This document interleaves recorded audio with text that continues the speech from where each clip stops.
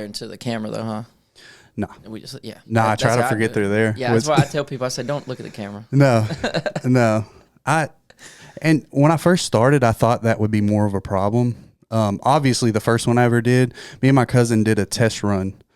Like, all right, let's see how this shit works. Just trying to get all my equipment zeroed in and stuff. And that one was awkward, dude. And that's my best friend. Like, we could talk about shit for hours. We do, just on phone calls, you know. But it was still awkward because I couldn't get out of my head that. Plus, the cameras I use, you can switch cameras in real time. Yeah. And I was trying to do that, and I was like, this is terrible. Because it takes you out of the conversation, you know? The whole time you're like, oh, he's talking. Oh, go. It's a lot better when you just forget they're there. And I know I'm doing good when the person, because like my cameras are set up in front of me. Like it's just one camera. I just do one camera. Yeah. And if we're looking at each other like kind of sideways, I know it's good because if they shouldn't even really have time to be like turning and looking at the camera. Right. Yeah, your conversation's gone astray if there's time for that. Yeah. Well, shit, let me introduce you. Yeah. Joe Teel. I've been watching your podcast. I'd say I caught wind of you when you had Jessica on because she was like, I'm doing a podcast. And so I checked it out and listened to hers. And, yeah, it was cool. I appreciate it. Yeah. You at Black Pines? Yes. Cool. Yep. Yeah. So where is she at? Is that where? She's at Black Pines. Yeah. Okay. Yeah. So I went to school with Jessica. Okay. And I think she may have been a year older than me.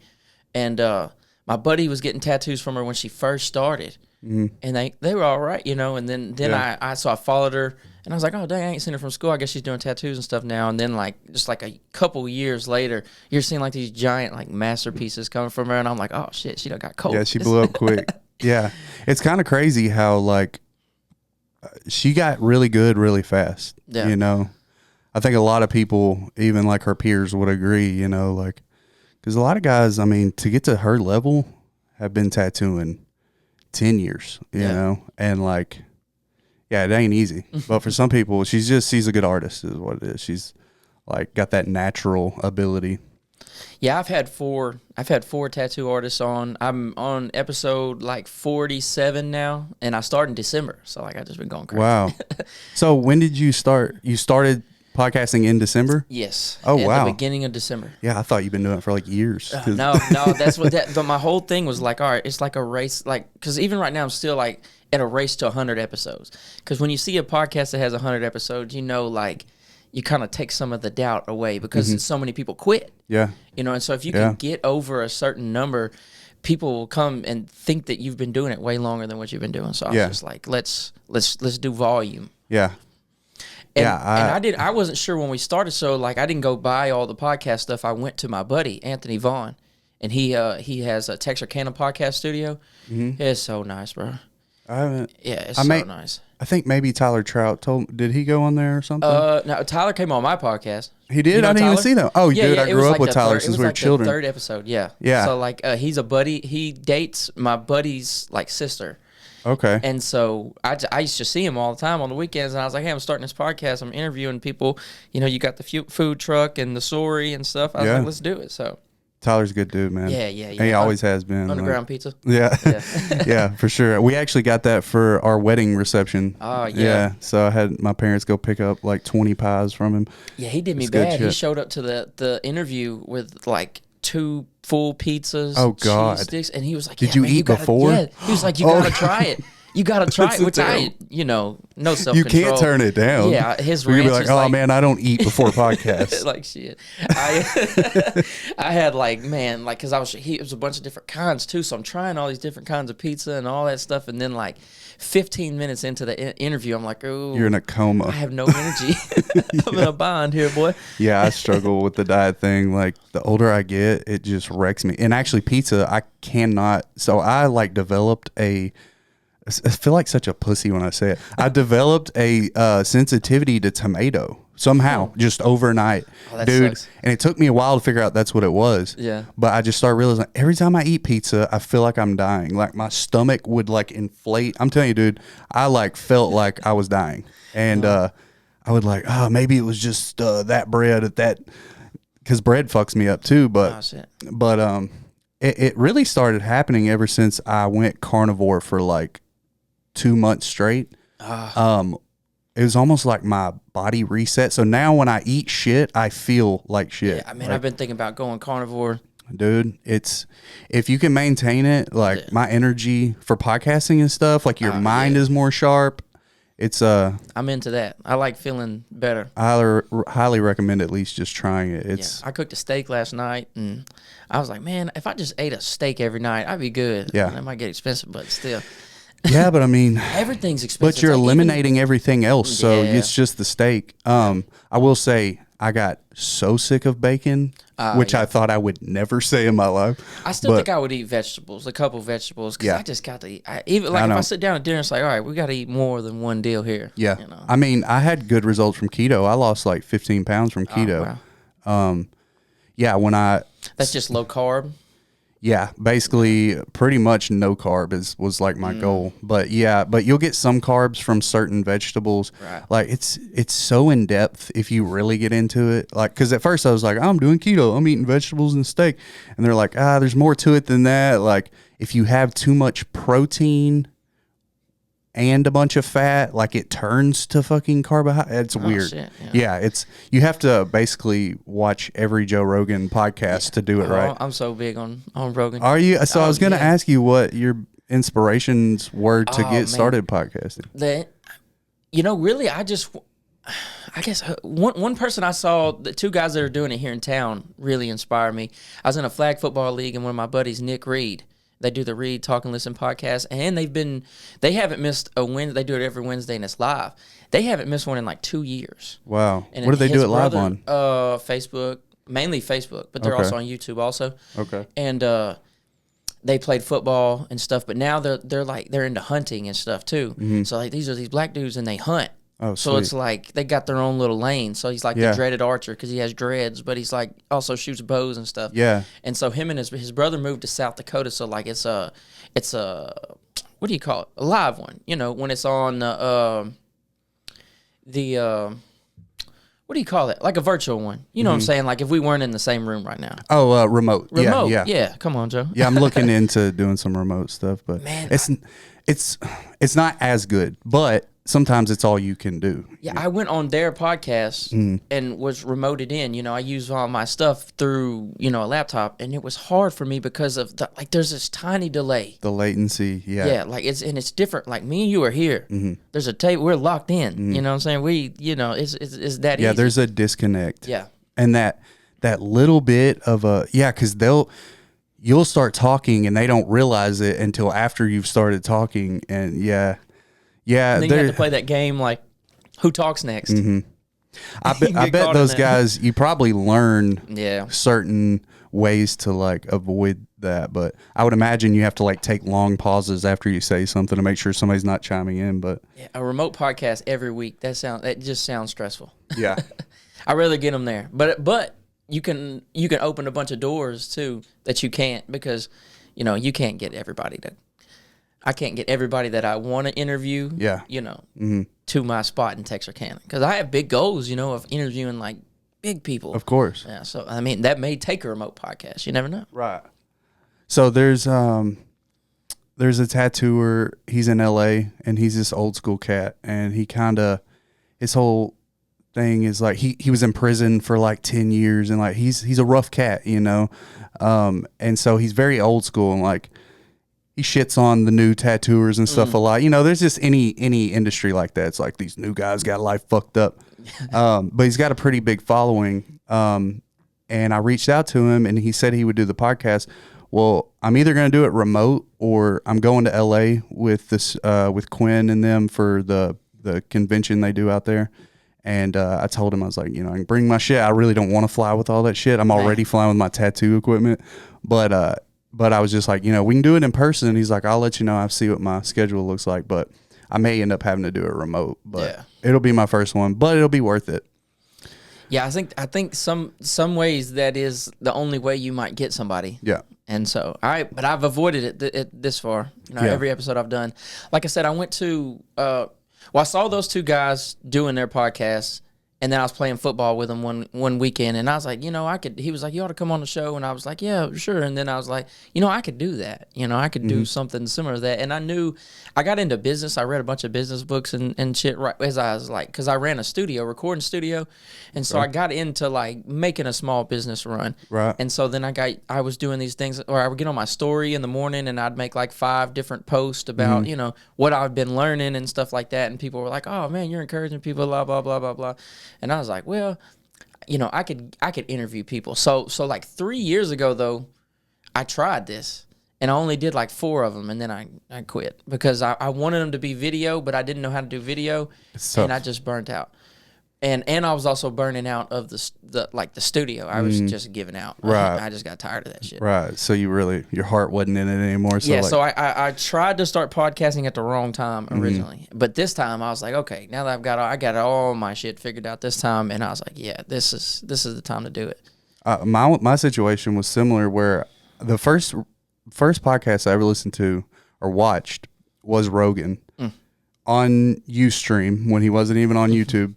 And that was like 2009, and I was like, I don't know why, but I was just like, this is fucking cool. I could do this shit. This would be so much fun.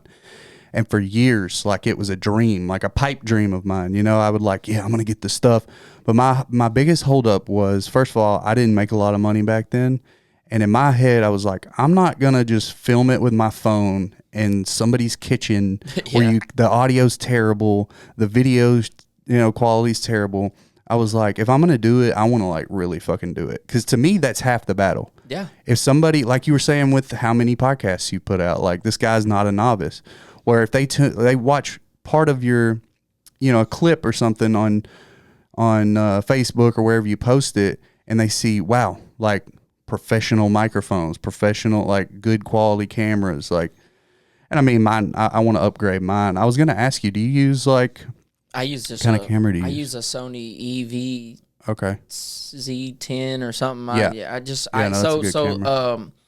Anthony Vaughn, Texarkana Podcast Studio, I did about 15 episodes with him just to see if I, before I went and bought all my own stuff this time. Yeah. And I was like, I can do this. And so I just got like a little like wish list from him basically of what I needed, like he the put bare you bones. Up on what you needed. I taught him audio, so I traded.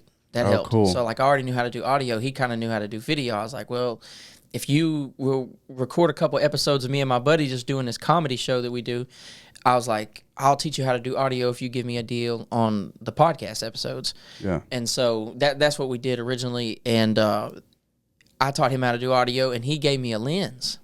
So, I all I had to do was buy the camera. He just gave me lenses are expensive, too. Because he has 3 of those cameras. That camera I have, he has 3 of them. And so it's like, you got one over here, and one in the middle. And so you got your 3 angles. And his is a lot fancier than mine. Yeah. Mine looks kind of fancy. I feel like I'm kind of like, it looks professional. There's stuff I want to do. But the good thing is I can put out as many as I want. Yeah. Because I'm editing them, I'm doing all that stuff. So it's just work. Like, it is a lot of work. But it's like, if I want to do a podcast, I can do a podcast. It doesn't matter my budget that week. It doesn't matter now that I'm in the door. We finna go. Yeah, yeah, yeah. I'm trying to learn to balance all that. With work and editing. Like this last one I did, I guess the turnaround on it was we recorded it on Sunday, and I had it out by that coming Friday. Which is good. But I added more time to it. I'll overdo the. Was that everything. The history one? Yes. Yeah, that was cool. I watched a good bit of that earlier. Yeah, he's an interesting guy, man. That guy was awesome. He's fucking like I didn't know very there was tattooing eccentric. in America in like the 1800s. That's crazy.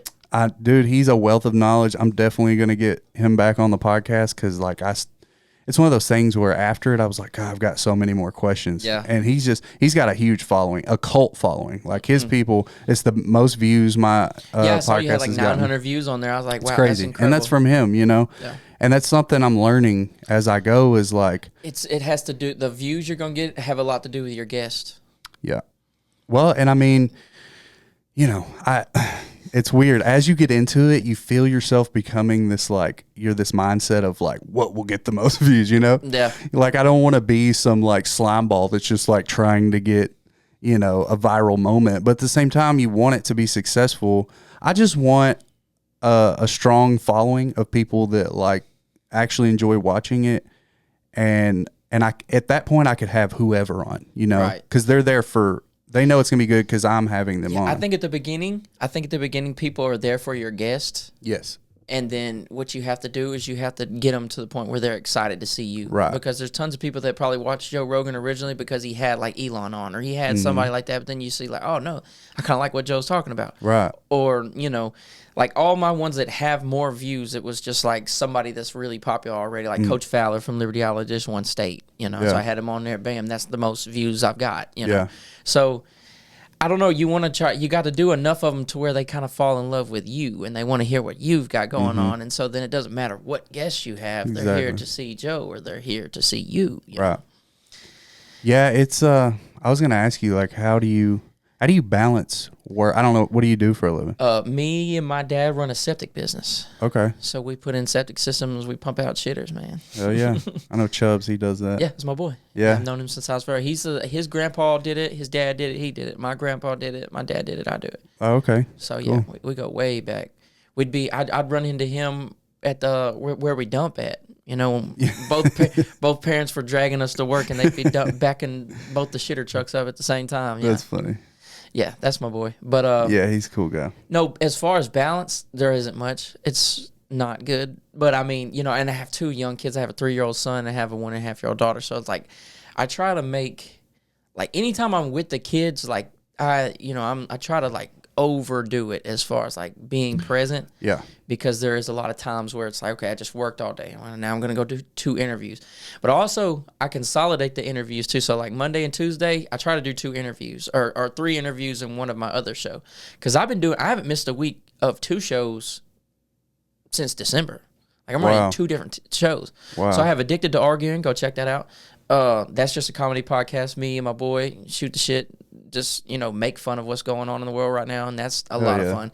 That's really like my favorite because there's not many rules. We say wild shit. Is it just you and him every time? Yeah. Then you have that like it's your boy. So I had originally started with this with my one buddy, and me and him argued so much, so we called the show "Addicted to Arguing."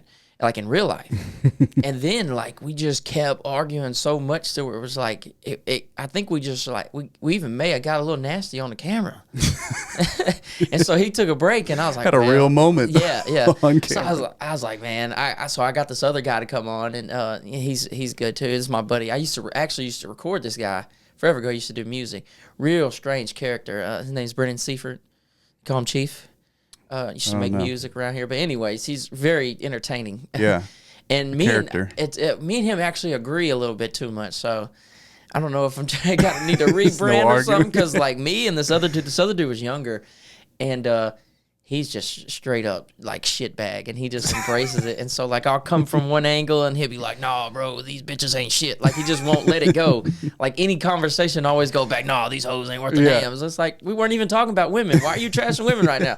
Like that type of vibe. But no, it's cool, man. But now this other guy. But yes, we had a guest or 2 on there, but it's like it's easier for me and him to show up every week, and because we kind of just make fun of what's going on in our life, make fun of what's going on in the world. And then like when I do these interviews, they're kind of more serious, but I try to make them funnier, you know, and kind of like joke around and play a little bit. But, you know, you get certain people in and they're not really there to joke around. They do want to tell you about what they've got going on because they take themselves serious or whatever, you know. Right. I did 3 interviews this week and I made, you know, they were all over an hour long and I may have talked for maybe a collective maybe like 15 minutes out of all 3. I just got 3 really talkative people like in a row. That's a good podcast though, because it's weird. This will be my 6th episode, so like I'm still a baby at this shit. But I noticed like going into an interview, you're like, man, I just hope this feels natural. Right. Like I hope this is like a regular conversation. Like there's no tension. There's no like, what do we talk about? Yeah. And so far, like they've all been great. Like they just kind of, they flow and it feels so good because you're like, all right, you can kind of relax. Like, yeah, because if you're asking somebody a question, the hardest thing is when you ask somebody a question and they give you like a 1-word answer. And then they're like, all right, like next Adam question. 22 with. yeah. He'll ask them something and they'll be like, yeah, on game. Yeah. And then you're just like, All right, next question. Yeah, they're just trying to beat answers out of them or something interesting out of them. Yeah, do you, how hard have you been, like, trying to come up with questions? Do you like, make out a list of questions? Or because I've been kind of moving away from that. But so what's your process? Ideally, I don't have to look at them. Right. But I have them, and I learned this in the first, like, practice episode I did. I was like, we didn't prepare anything. And it, like I said, it's my best friend. Like, we never run out of shit to talk about. But it's like, hit record, and our minds went blank. Yeah. And so I was like, this is never happening again. Like, not if I'm going to put it out. So now I try to make at least, like, a short list of things. And it's really not that I want to ask the exact question, but like that way, if it does get slow or if it's getting toward the end of the episode, I can go, oh yeah, I wanted to ask you about this. Yeah. Because in my head all day, I'm like, oh yeah, I'm asking that. But if you don't write it down in the moment, right? You know, because conversation will go on a tangent, you know, go somewhere you didn't even plan, and that's cool. I actually prefer that. You know, because that's organic. I was trying to keep people on the list at the beginning, and that's why I've been trying to move away from the list a little bit. Now, I do have, like, you know, I write down some questions I know for sure I want to ask them, but I was trying to keep people on this list. Like, I was trying to, like, they would start to talk about something else, and I'd be like, whoa. Like, I wouldn't do it like that. But, like, in my head and, like, the way we got to get back over here. Steering it back to something else. And I think there's a time for that, but at the same time, it's like, dude, you got to let it flow. Yeah. Yeah. But as far as running out of topics, that happens with my buddy when we are just shooting the shit. Like, I do have to come in with, like, a list of things, and it may be some goofy shit. Like the other day, we talked for like 20 minutes. I just drove by this guy in my work truck and waved at him. He didn't wave at me. And I was like, what the fuck? This motherfucker. Yeah. Like what has to happen to you in your life? Yeah. That you're just not waving at this, like, sweaty man in a service truck. He's just being friendly. It's Texas. Probably a Biden supporter. Yeah, well, he was standing outside with his girl, and I was like, you know, I was like, damn, is he like that insecure? But then my cousin was with me because he went to the job with me. He's like, you know what? He was outside with his girl. He said that may be why he was so mad. Only a woman could get you that. All right. And I was like, damn. So now I'm thinking this dude's an asshole. He might just be going through it. I love shit like that. I love being proven wrong. Yeah. Like when I make an assessment about somebody, and that happens a lot with like tattooing. Like a client will come in and just like kind of their demeanor, they'll be like, I'll be like, oh, this guy's gonna be difficult. Like he's kind of like short and an asshole. But like you get them in there and you sit down and like you find out like, yeah, they are kind of like that, but they're not an asshole. Like it's just kind of their, you know, the way their personality. Man, working with so many rappers, and they try so hard to come off as tough, but I've noticed that most of them are actually nice people, and like, but it's like this image that they're working so hard to keep up. Yeah. And so like, but most people, like, I had this one guy, and I won't say names or nothing, but this dude, like, he like killed somebody and like went away. Like his whole gang of people that I had been recording got hit with like a full blown RICO case. These are people that have been in my house. Like, you know, this was like King a studio. Vaughn, but no. So they go down in this big RICO case, and I'm just sitting there like, and I hadn't recorded them in like a month or so, but I was like, dang, these people were like in my house. Yeah. You know, but like these guys, like I couldn't tell that they were never like, would have known. Yeah, like I knew. Fucking cops are watching your fucking podcast, getting information. Well, the studio, I know, I had a buddy on the police force, and he was like, dude, they think you're selling weed over there. And I was like, well, you know I'm not.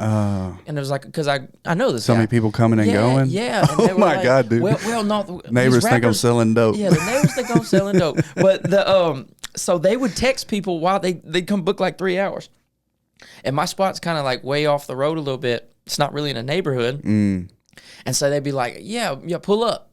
So they would like go make a sale while they were recording. So they'd be like, oh, I'm going to step outside and smoke a cigarette. Little I know, they just sold a pound. And so, you know, I'm finding out. These are the things you don't think of ahead of time dealing with rappers. Yeah, like, that comes with it. Selling weed in your yard or whatever they're selling. Wow. And so like, dude, I'm like traumatized from working with rappers. I don't even like the studio. I don't even, and I'm so good at it. Like, that's one thing I could confidently say, like you're good at tattoos. Like, my creative lane is like working on music, and I don't do it anymore. Damn. It's just gone. Do you think there's like a lane you could take that would kind of like get you out of, I don't want to say like rap period, but like I don't know, should've dealing with assholes. Well, from what I understand, listening to a bunch of other podcasts about like engineers and people like that, most musicians are crazy. Yeah. And that's why they are who they are and they do what they do, The good ones, are the good usually ones are just shit. insane. I can't tell you how many times I've met some crazy, interesting people. Oh, we got restricted. What the hell did we even say? Oh, I know what it was. What'd you? It was the WEED word. I don't give a fuck. I knew it was possibly going to happen. Yeah. No, dude. I've never, I've cut on TikTok Live. I've never made it through one episode. I always say some kind of crazy shit or whatever. I do it while tattooing, and every time they're like... Yeah, you can't say that. I had Rogan going in the background once, and he like gets on this rant about PORN. And they were like, hell no. They were like, banned me. I wasn't even... Yeah. Oh, well. Yeah, it's cool. Fuck TikTok. Man, it's just like, but yeah, there were so many times where I met people that like, especially the most talented ones, and they were always the ones that needed rides to the studio, or like if they didn't have, they had like this one girl that was like holding their whole life together, like just that type of crazy, like, and it's just like I don't know if there's like a correlation there, because then you see like even some of the successful people. You get to studying into their life and you realize they're just like this weird, and maybe that's how they fuel like that specific music that's so good. Yeah. But it's a nightmare to be an engineer. It's a nightmare. Yeah. I've never considered that, but that makes sense. Yeah, I don't miss it. I mean, they're kind of like with tattoo artists, like a lot of musicians are like eccentric people. Yeah. It's kind of why they chose this off the beaten path, like lane. It is a wild thing to say, be like, I'm gonna go be a rock star. Like, yeah, okay, yeah. Like, and then like actually pursue it. Like, yeah, it takes weird. a certain ego to be like, yeah, that's me. I can do that. But there's a certain amount of delusion that you have to make something like even something as simple as a podcast. Yeah, because if you think rationally, you're like, I'm not sure people are gonna want to hear me talk. Yeah. You kind of have to trick yourself and be like, no, I'm going to go in there, I'm going to talk some shit, and they're going to like that shit. Yeah, dude. I struggle with that still, well, I'm pretty early on, but with my podcasting career, but I think about that shit all the time where I'm like, I don't know, you just doubt gets in the back of your head, and it's like, motherfucker, why do you think people want to listen to you talk? Like, that is a real who do you thought. think you are? Like, oh, yeah, Mr. Cool Guy. But so I try to steer my focus.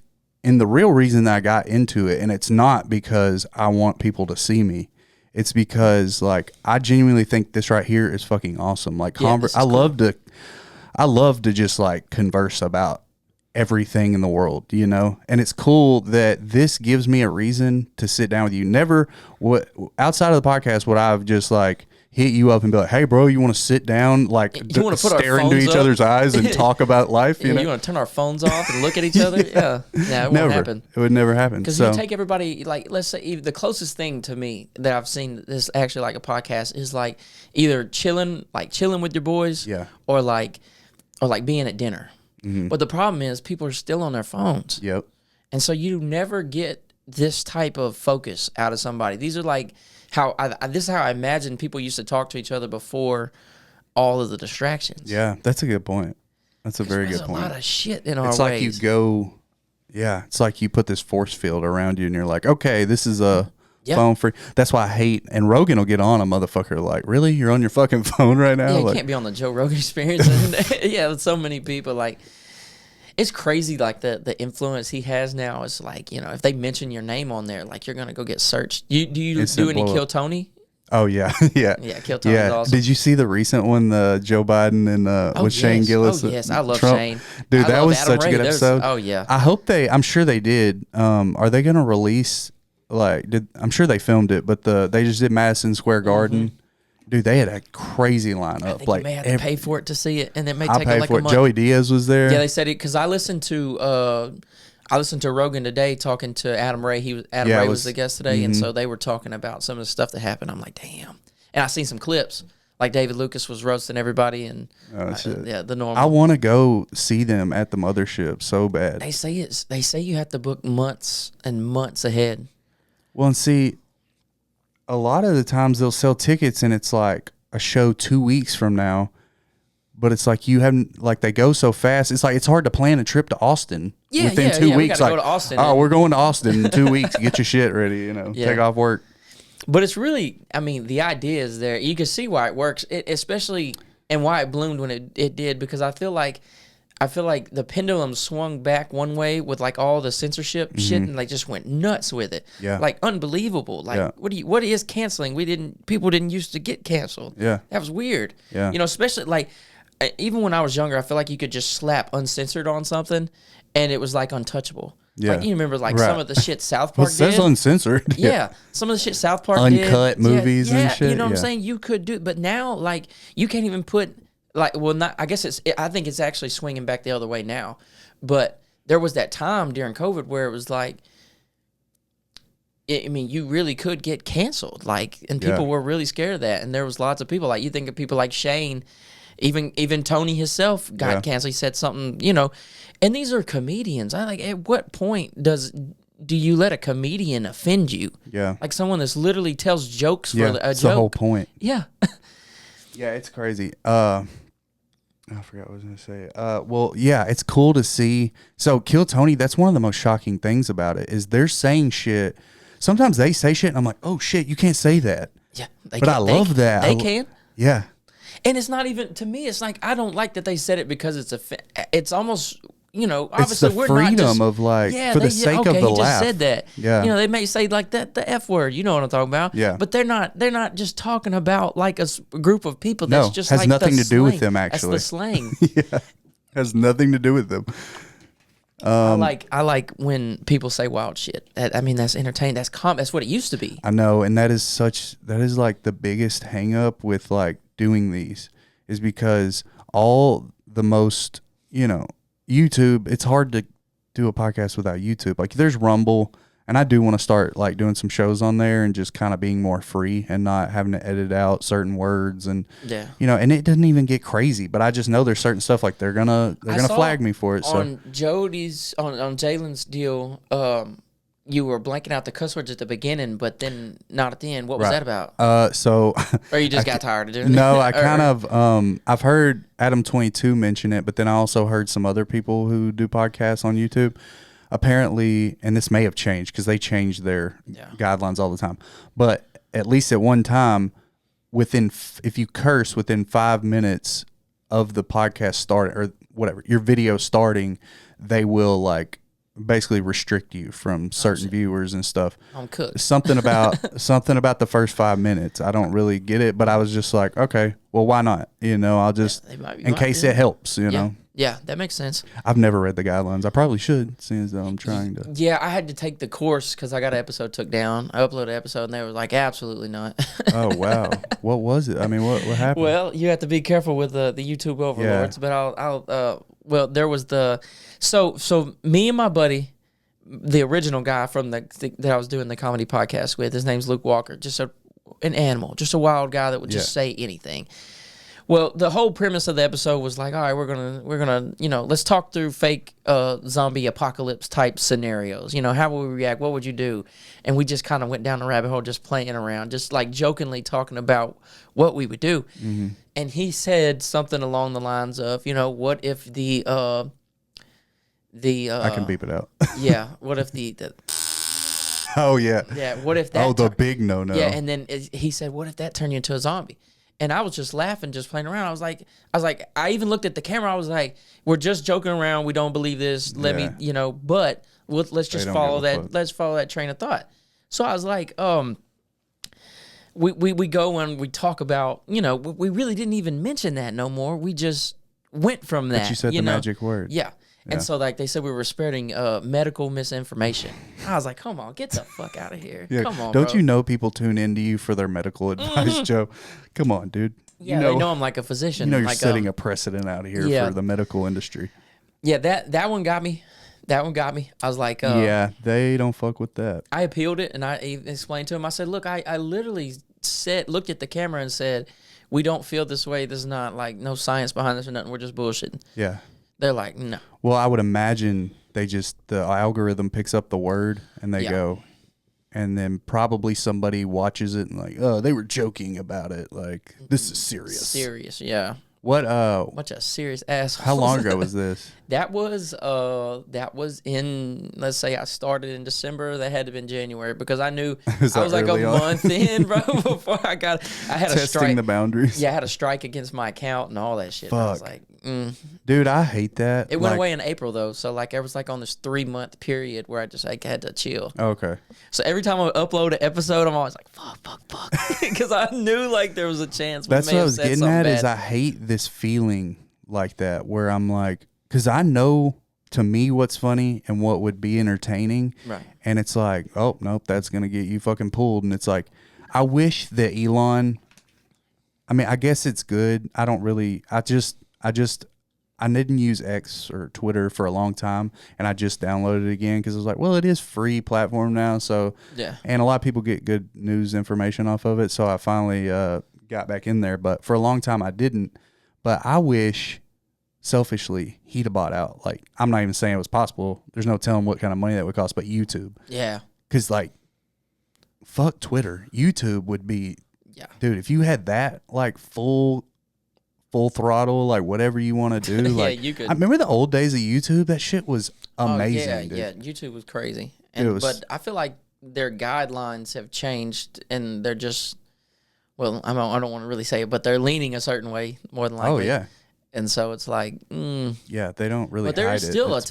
there's still a ton of wild shit on YouTube though. For sure, as long as you stay out of like the Earth movement and you stay out of let's just say a bunch of buzzwords right now. Yeah. Or do you think the Earth is flat? No, I don't. I don't either. I don't. Here's what I always say. I'm not a flat earther, but I do have some questions, and I like conspiracies. A lot of them are, there's tons of them now. You know? I really started getting into him when I started watching Rogan because he was like deep, you know, and he kind of like backed off for a while, and now he's going back deep again. I don't know if some you really noticed. Good guests on there that make you think. Are you tapped into any like the Graham Hancock stuff, like the ancient civilizations? And all that's that all shit? I Ancient fucking apocalypse, do. Yeah.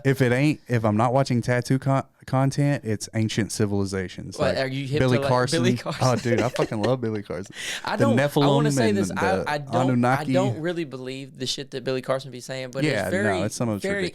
Yeah, very interesting stuff to listen to though. Yeah, it's fun. The like Annunaki stuff is crazy though, but I don't know. I had KB from Cake House. I think I know who you're talking about. I don't know him, but white dude, dreads. Yeah. Real cool. I don't know him, but I've like met him. Yeah. So Cake House, they make shout to Cake House. But me and him did this podcast the other day because he came on the first time and we just kind of talked about, you know, him building a business and things like that. And, you know, he's like a real conspiracy theorist. And I was like, well, come back on and let's talk crazy. I said, let's just talk crazy. They only got like 60 views, but you know, we talked wild. Yeah. And we went through it all. But I was like, bro, one thing I was saying, if we had like a wild shit meter, like how wild is some of the stuff that you know some people believe and some other people believe and some other people believe. A lot of times that shit that people will scoff at isn't all that much further out than some of the stuff that's just like, oh yeah. And I told him, I said, what sounds more believable, like a unicorn or a giraffe?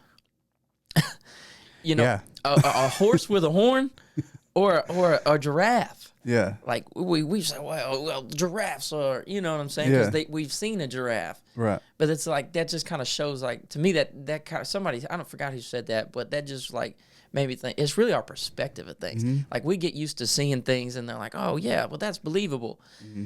And I feel like certain people think like, okay, well, that's believable because that's something that's been like told to them over and over again. Whereas like, okay, but you're conditioned. Is that really all that much wilder than an alien? So that's actually one of the reasons I find the Earth stuff interesting, because people's knee-jerk reaction, like I've seen people legit get angry at people for saying like, not even saying I believe the Earth's but bringing up the topic. I mean, like, fucking idiot, what the fuck, you're an idiot, dude, why would you even, and it's like, whoa, you kind of seem like you're in a cult or something. But it's both sides.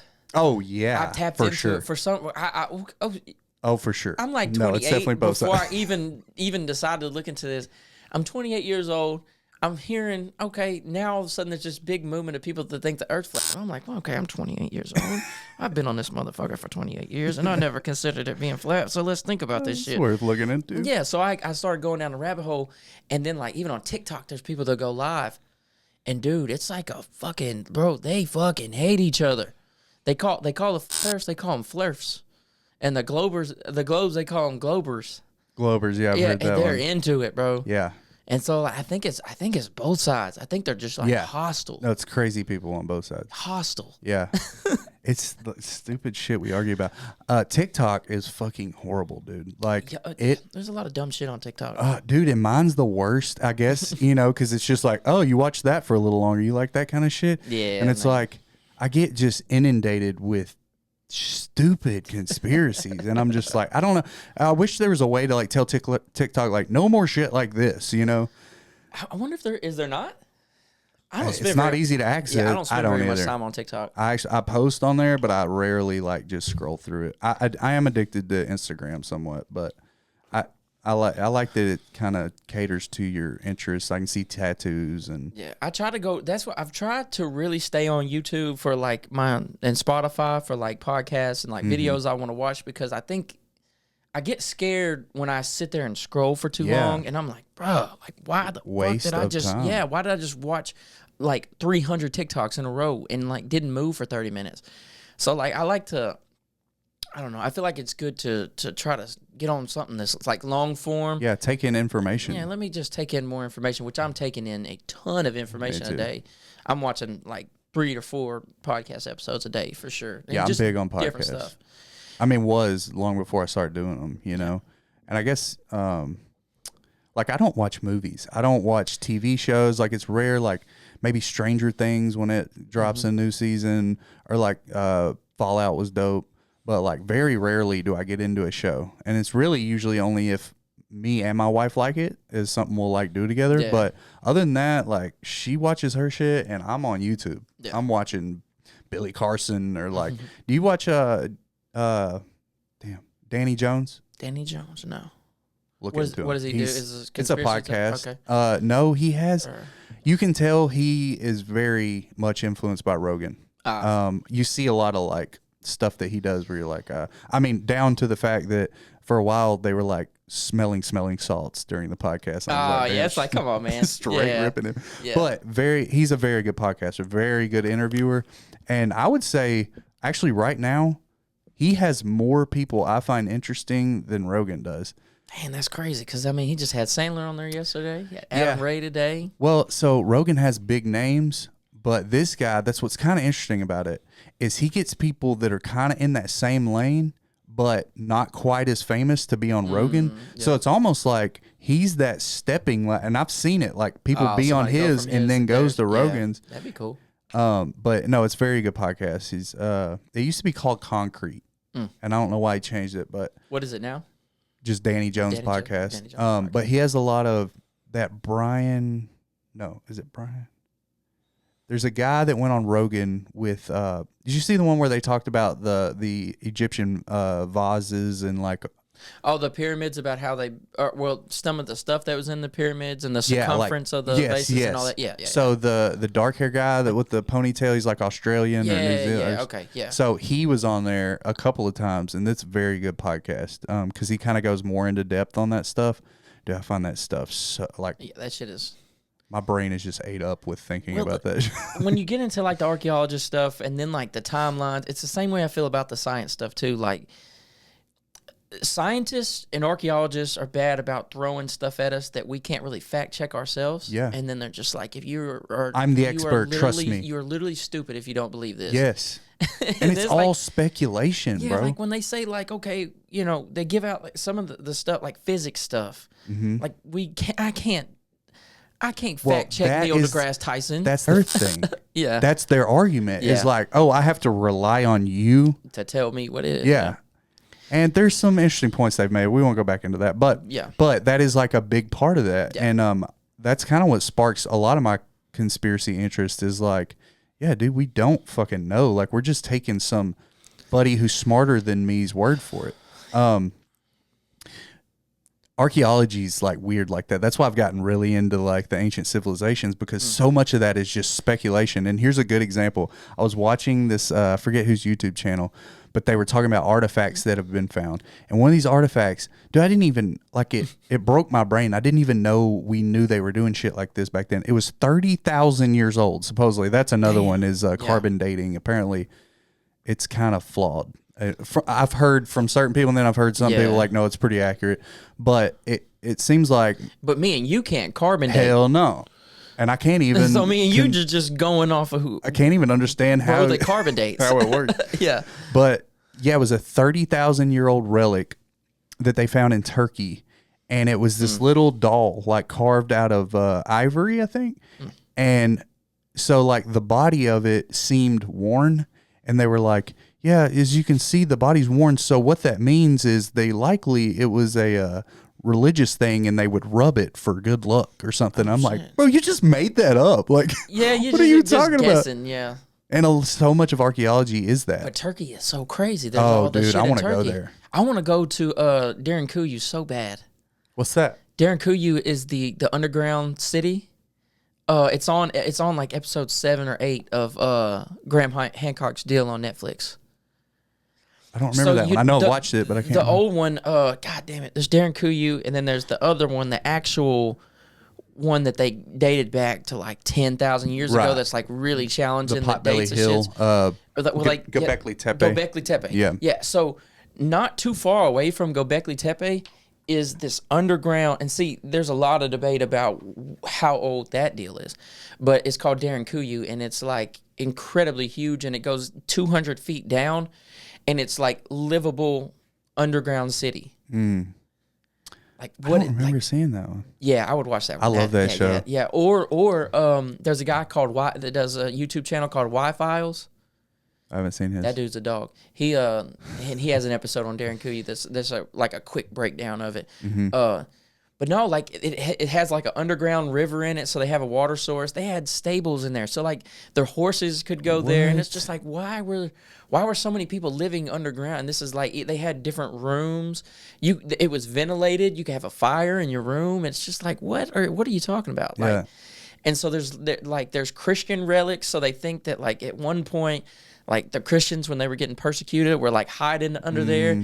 And so like they were probably having whole services and stuff underground. Damn. But yeah, shit's so interesting. But they don't know how far it goes back. And Graham Hancock's just like, well, I think it's old as shit. That's his job. It's 100,000 years old. That thing's 10,000. You idiot. Yeah. and so he's always talking about like the Younger Dryas and all that stuff, like the last ice age, and all that shit's interesting because it kind of makes sense in a way that I can't really fact check none of these dudes, And one thing he does that I do think is cool is that he doesn't throw out all the myths, like the myths of different people.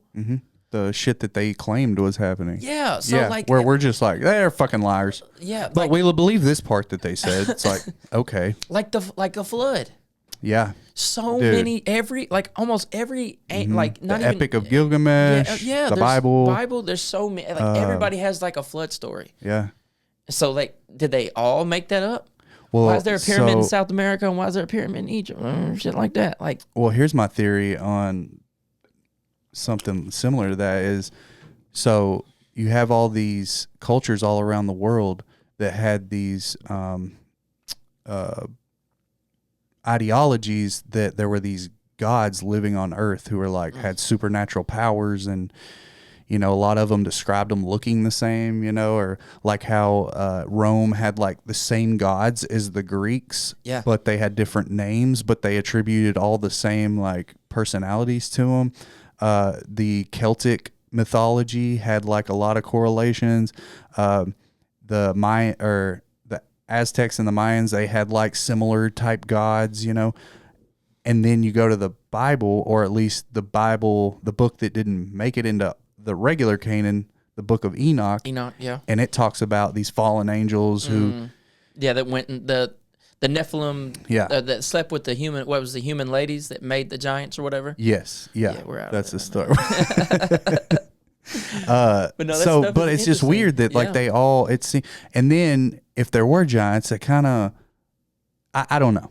You know, I'm not saying I believe it, but what's one of the biggest mysteries we have? It's how the fuck did they make the pyramids? Pyramids, yeah. You know, they wanted to say it was aliens and ancient aliens, you know. Yeah, but I mean, that's their job to say that too. Yeah. Everybody's got their own, like, why they, you know what I'm saying? Like, Ancient Alien Their show, angle. it's like, yeah, it had to have been aliens because it's an alien show. And then Graham Hancock was like, well, everything's old as shit because that's his show. And the archaeologists have their belief where they're like, well, you know. Yeah, well, actually. Did you watch the Dibble guy come on there and debate? Yes. I watched it for 5 hours. I watched this. Yeah, I was watched like, the whole I thing. can't believe I'm watching a 5-hour debate about like With these two nerds. Yeah, dude, going at it. That one dude is a nerd, that Dibble guy. Dibble dude. Oh, they was roasting him in the comments. I like going to the comments on Rogan. It's pretty crazy. But yeah, people get on their ass. Yeah. Man. But I mean, how can we know? Some of like the more like rabbit holes you go down, the problem with it is you really start to question everything. Yeah. And then it's like, okay, Then you don't believe nothing. now I don't believe shit. It's like, what do I It was believe? all a lie. Yeah, what do I believe? I don't believe shit now. I'm like, oh, God dang it, you know? But Well, I if mean, you ever do psychedelics, it very much does that. It makes you just go like, have you dabbled? oh, yeah. Yeah, I have not. I just don't. Nothing crazy. Yeah, I haven't I mean, done like DMT or anything. Yeah, but what, like LSD or something? no, I've never even done that, actually. What, shrooms or something? Or, Yeah. Yeah. Yeah. I believe they're medicine for sure. Yeah. They had a very profound effect on me and my whole life. Like I was telling you earlier, I used to battle with addiction, and you know, I don't say that they cured me, but 100% they were the only thing that sent me in the right direction to where I'm now. Yeah. Did it no longer. You feel like it showed you? Yeah, That's kind of what I've been. I feel like told it by rewired multiple my people. brain. Yeah, I've talked to like 2 or 3 people on the podcast, and they'd be like, it kind of showed me more than like it didn't like. Gave you a new perspective. Yeah. On what was going on with my, because I just thought like, I don't know what I thought, but what it showed me. So I accidentally took too much. Oh shit. And yeah, It's I like wouldn't my worst recommend nightmare. it. But at the same time, I thank God that it happened because there's no doubt in my mind that is why I'm no longer addicted to opiates. But it showed me, the best way I can like explain it is that it gave me, I feel like my brain, and I think OCD and addiction are very similar, or like there's a lot of things like addicted to gambling. To me, it's all a pattern that your brain, like it's like a repetitive, your brain's stuck in this pattern of like, need the pill, get the pill. I need to bet on something, put 1,000 on the Cowboys, you know, like that's crazy work right there. Yeah. Not 1,000 on the boys. Don't do it. Yeah, don't do it. Just not in the playoffs. Bet them on in the regular season. Yeah, throw that 1,000 when it don't count.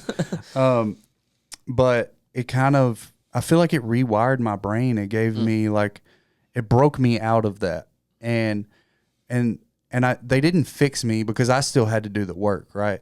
Like after that, that's when the real work began. But it gave me enough of a like step back to look at and evaluate my life and what I was doing and why I was doing it. And I was then able to make the decision. I still had to make the decision to, okay, this is how we're going to do this. So you think it showed you more? It showed you the action that you needed to take. Yes. Yeah. Because you're so caught up in it. It doesn't just change you. No. It just changes how you saw it, huh? And then you kind of have to follow that up with the work. Yeah, you gotta be willing. Just like they always say, like you can't. An addict, they have to want it. You know, and I did. I wanted it for a long time, but that shit grabs you by the balls, man. Like I'm off alcohol from January 1st, 2023. Oh yeah, congratulations. And so alcohol was whooping my ass. I drank from when I was 21 to 27, basically every day. Wow. And you know, I never just got like, I didn't like to get like destroyed, but like I would drink beer every day. It was a part of your day. So like you come home from work and like you're at work and you're like, damn, this shit sucks. I'll go home and drink a beer. And like before long, you're just like, oh, I had a good day at work. Well, you know, I drink beer in the evening. Then that becomes your lifestyle. That's like, what I do. I drink beer in the evenings. It got so bad, and when I started realizing like I was a dumbass, is like me and my wife, we would go to the Walmart, and I was like, well, you know, she'd be ready to go in the store, and I'd be like, well, let me chug a beer real fast. It'll make Walmart more fun. And then I was like, you know, and she was always like, you know, I don't think that's normal. You know, so I'm chugging beers on the way to Walmart because I think that's going to make Walmart better. But I mean, it's just an excuse to just. It's a coping mechanism, yeah. And at first it was rough, but then you just got to put some months behind you, you know. And then once you do that, it gets a lot better. Yeah. But I, you know, to this day, I still like. I'll see somebody drinking a beer and I'll just be like, oh. Shit. That would be nice. Yeah, I drink non-alcoholic beers, like straight up zero alcohol beers. Sometimes I go get like these Budweiser Zeros, especially when I'm with the boys and like we're sitting around a grill or something. Mm-hmm. That shit Get helps. that taste, yeah. That shit helps. It's like part of the vibe because like one thing I really noticed when I stopped drinking is that part of the shit we were doing, like part of us hanging out, the activity was drinking. Mm-hmm.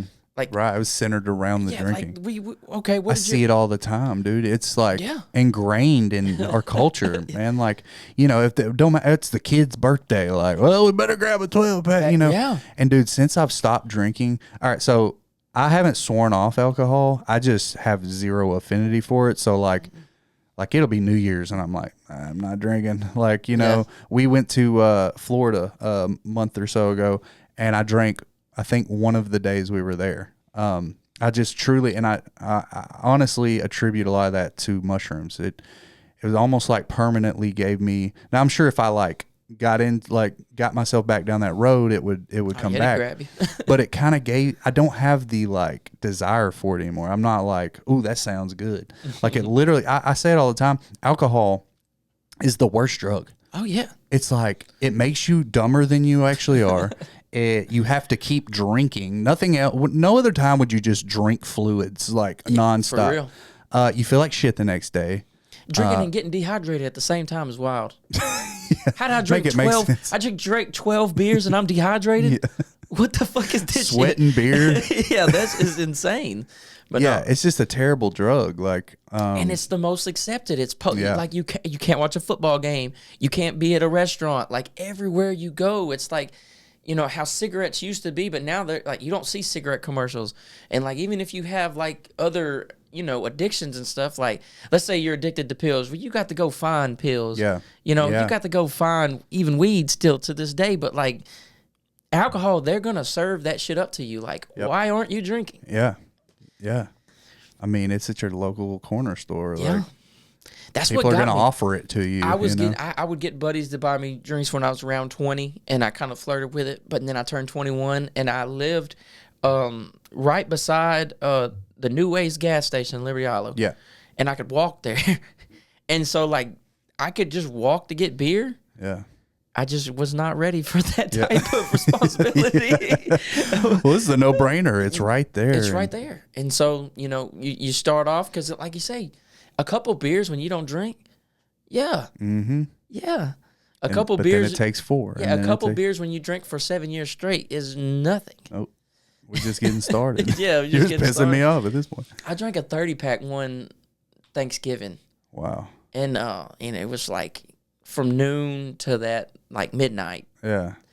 And I just remember like until you crashed. I never really got all that messed up. Well, I ate a couple times and we were doing a whole bunch of shit, but I was just like, dude, if a 30-pack won't do it, this was like one of my original thoughts of stopping. Like, maybe we shouldn't be doing that shit. It's either whiskey or quit. Yeah. And so I dabbled in that. So I'm like, I'm drinking too much beer. I had a beer gut. You know, I'm a big fitness dude now for sure, but like I had a whole beer gut and it was really bothering me.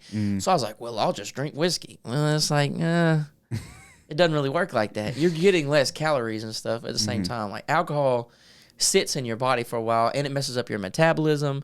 It raises your stress levels. That's the one thing that got me. So I was going through I was having like panic attacks, like full blown panic attacks. And I went to the doctor and he was like, well, let me put you on all this medicine. Well, I was like, I talked to him for 15 minutes. He was ready to give me like SSRIs and shit. And I was like, I remember we could go down that path. Yeah, I know, because I was having and I ain't gonna lie, I was having kind of like a panic attack in the doctor's office, and I was like, hey, can we open the door? Like, cause he shut the door and there's this little ass room, and I was like, hey, you know, and I told him, I said, like, cause I was worried he was thinking I was like on drugs or something. I'm not. I was just like, dude, I'm like actively having a panic attack right now. Like, can we keep the door open? Yeah. But he was like, you know, I can put you on clonazepam and, you know, and put you on some depressants and shit like that. Yeah, And we'll give you a bunch of stuff that'll numb it up, and then you'll have worse problems down the road. But I only talked to him for 15 minutes, and so he gave That's me. their first reaction. And I told him what no to can I give you? clonazepam because like I have a family history of people that's like, that stuff's. Yeah, dude, I don't want to do that shit. And so I told him, I was like, dude, even by the end of the conversation, I'm like, shouldn't we talk more? Yeah. You want to know? You want to know my name first? Yeah, because he was ready to. So I at this point, I'm like, it grosses me out. I was a full blown alcoholic too, and I knew that was playing a part in it. First of all, I wasn't healthy at this time, and so I was like, well, he was about to hand you your new addiction. Is what he's going to do.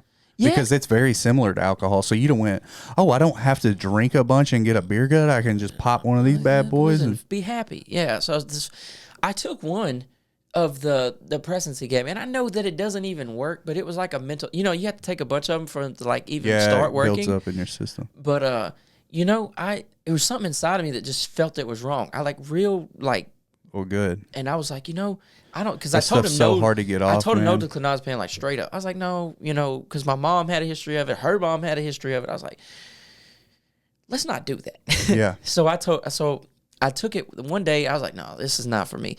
I said, you know what? Because I was reading what freaked me out on the pill bottle it was like, don't stop drinking. It said that on the pill bottle because if you stop drinking while you're on this, like you may like really spiral out of control. Oh my because God. You can't. When they're adjusting your head, I think you can't do something major like stop an addiction. Yeah.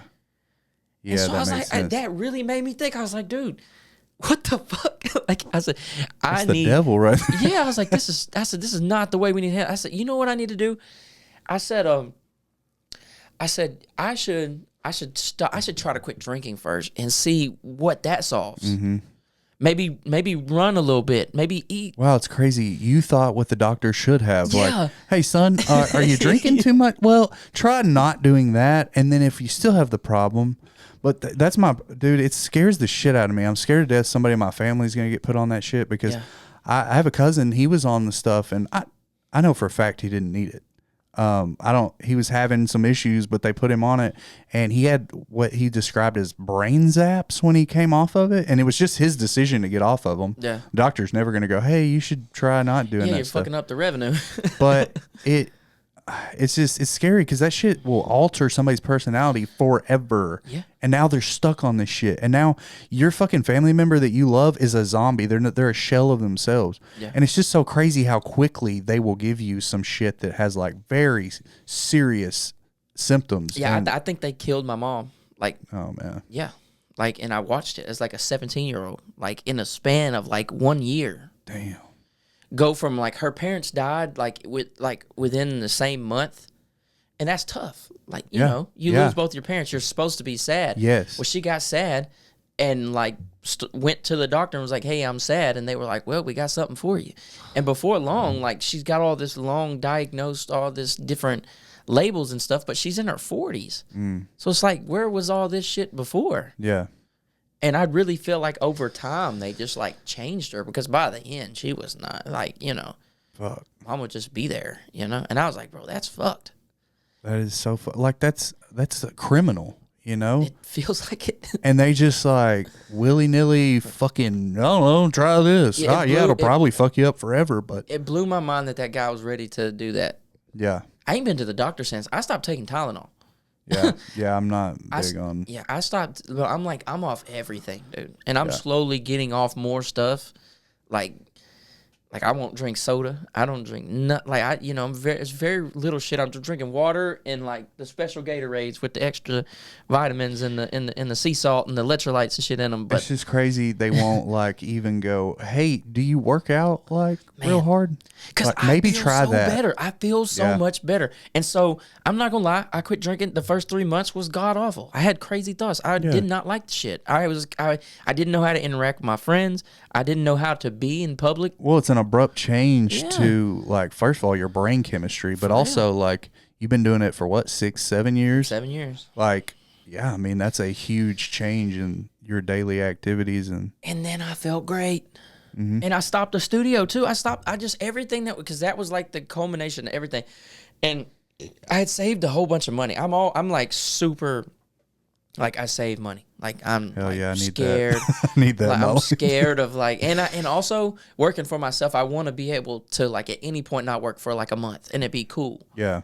And so like in that particular moment, it panned out because like all this crazy shit was going on. I was panic attacking like almost every day, and so like I said, all right, I'm just gonna stop working. I'm gonna quit alcohol. And I'm just gonna like, I just started going hard in the yard, bro. Just like doing yard work and like extra hanging out with the kids, exercising, eating a little better, drinking a fuck ton of water.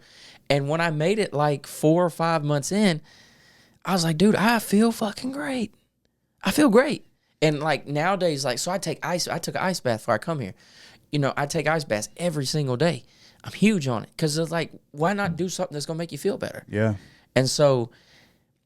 Yeah, I really wanna get into that. Oh, you gotta get the ice bath, bro. Yeah, I've heard really good things. It's so good. It's like what they're telling you they're gonna give you at the doctor's office, but not actually, poison. Yeah. Yeah. Apparently, I mean, but same thing with working out. Like when I'm bad about, I'll get like all in for like a couple months, at the most like 5 months, and then one thing has me like miss the gym or something, and then it's like it's just downhill from there. I don't usually go more than like 5 or 6 months without getting back into it, but like without a doubt, I feel so much better mentally, like obviously physically, and that's great, but the mental thing is like the real main factor. Yeah, you want to feel sharp. Yeah. To me, that's how I know I'm doing the right stuff. When I keep backing up from the mic, but I know I'm doing the right stuff when I'm sharp. Yeah. And like, if you're gonna podcast, you got to be sharp. Yeah. Like, you can't just be fucking around with your head. You can't be in brain fog, like making like good content. Like, shit's not gonna happen. So like, I think the podcast has helped me a lot because it's made me want to chase that like mental sharpness. Like, I need to be like as attack right now. I need to be ready to go. Like, because I never know when I'm gonna talk to the right person. And that interview may do something, you know, but just mental health is so crazy because like if you take care of yourself, I feel like there's got to be cases like maybe the medicine works, right? Maybe, I don't know. I hate to just say all the medicine's poison and shit. I get scared because some people are like really in a bind. Because YouTube's gonna get onto us. yeah, because somebody won't like, did you say that? And I'm sure somebody out there may have got help from it, but yeah, obviously there's a time and a place for that shit. My thing is just like slapping everything with the same, Yeah, but they do that. I think they do cure. that with every, almost all, that's their That's weapon all of they choice can is just do. medicine. Yeah, so like if you have a bruised elbow, we'll give you medicine. You're there to get medicine. Yeah, let's no be doubt. real. Yeah. But in other countries, like I think in like Asia and stuff, they'll actually, recommend things like try exercising. Like, oh, you're depressed? Well, yeah, your mom just died. Okay, well, that's what's going on. Yeah, you that should makes try, sense. doing X, Y, and Z. And then if that doesn't work, then we'll talk about it. Yeah. I mean, our diets are such a big problem. Yeah, the food, even it's so hard to get good food. That's a struggle I've been, because I want to eat good. Yeah.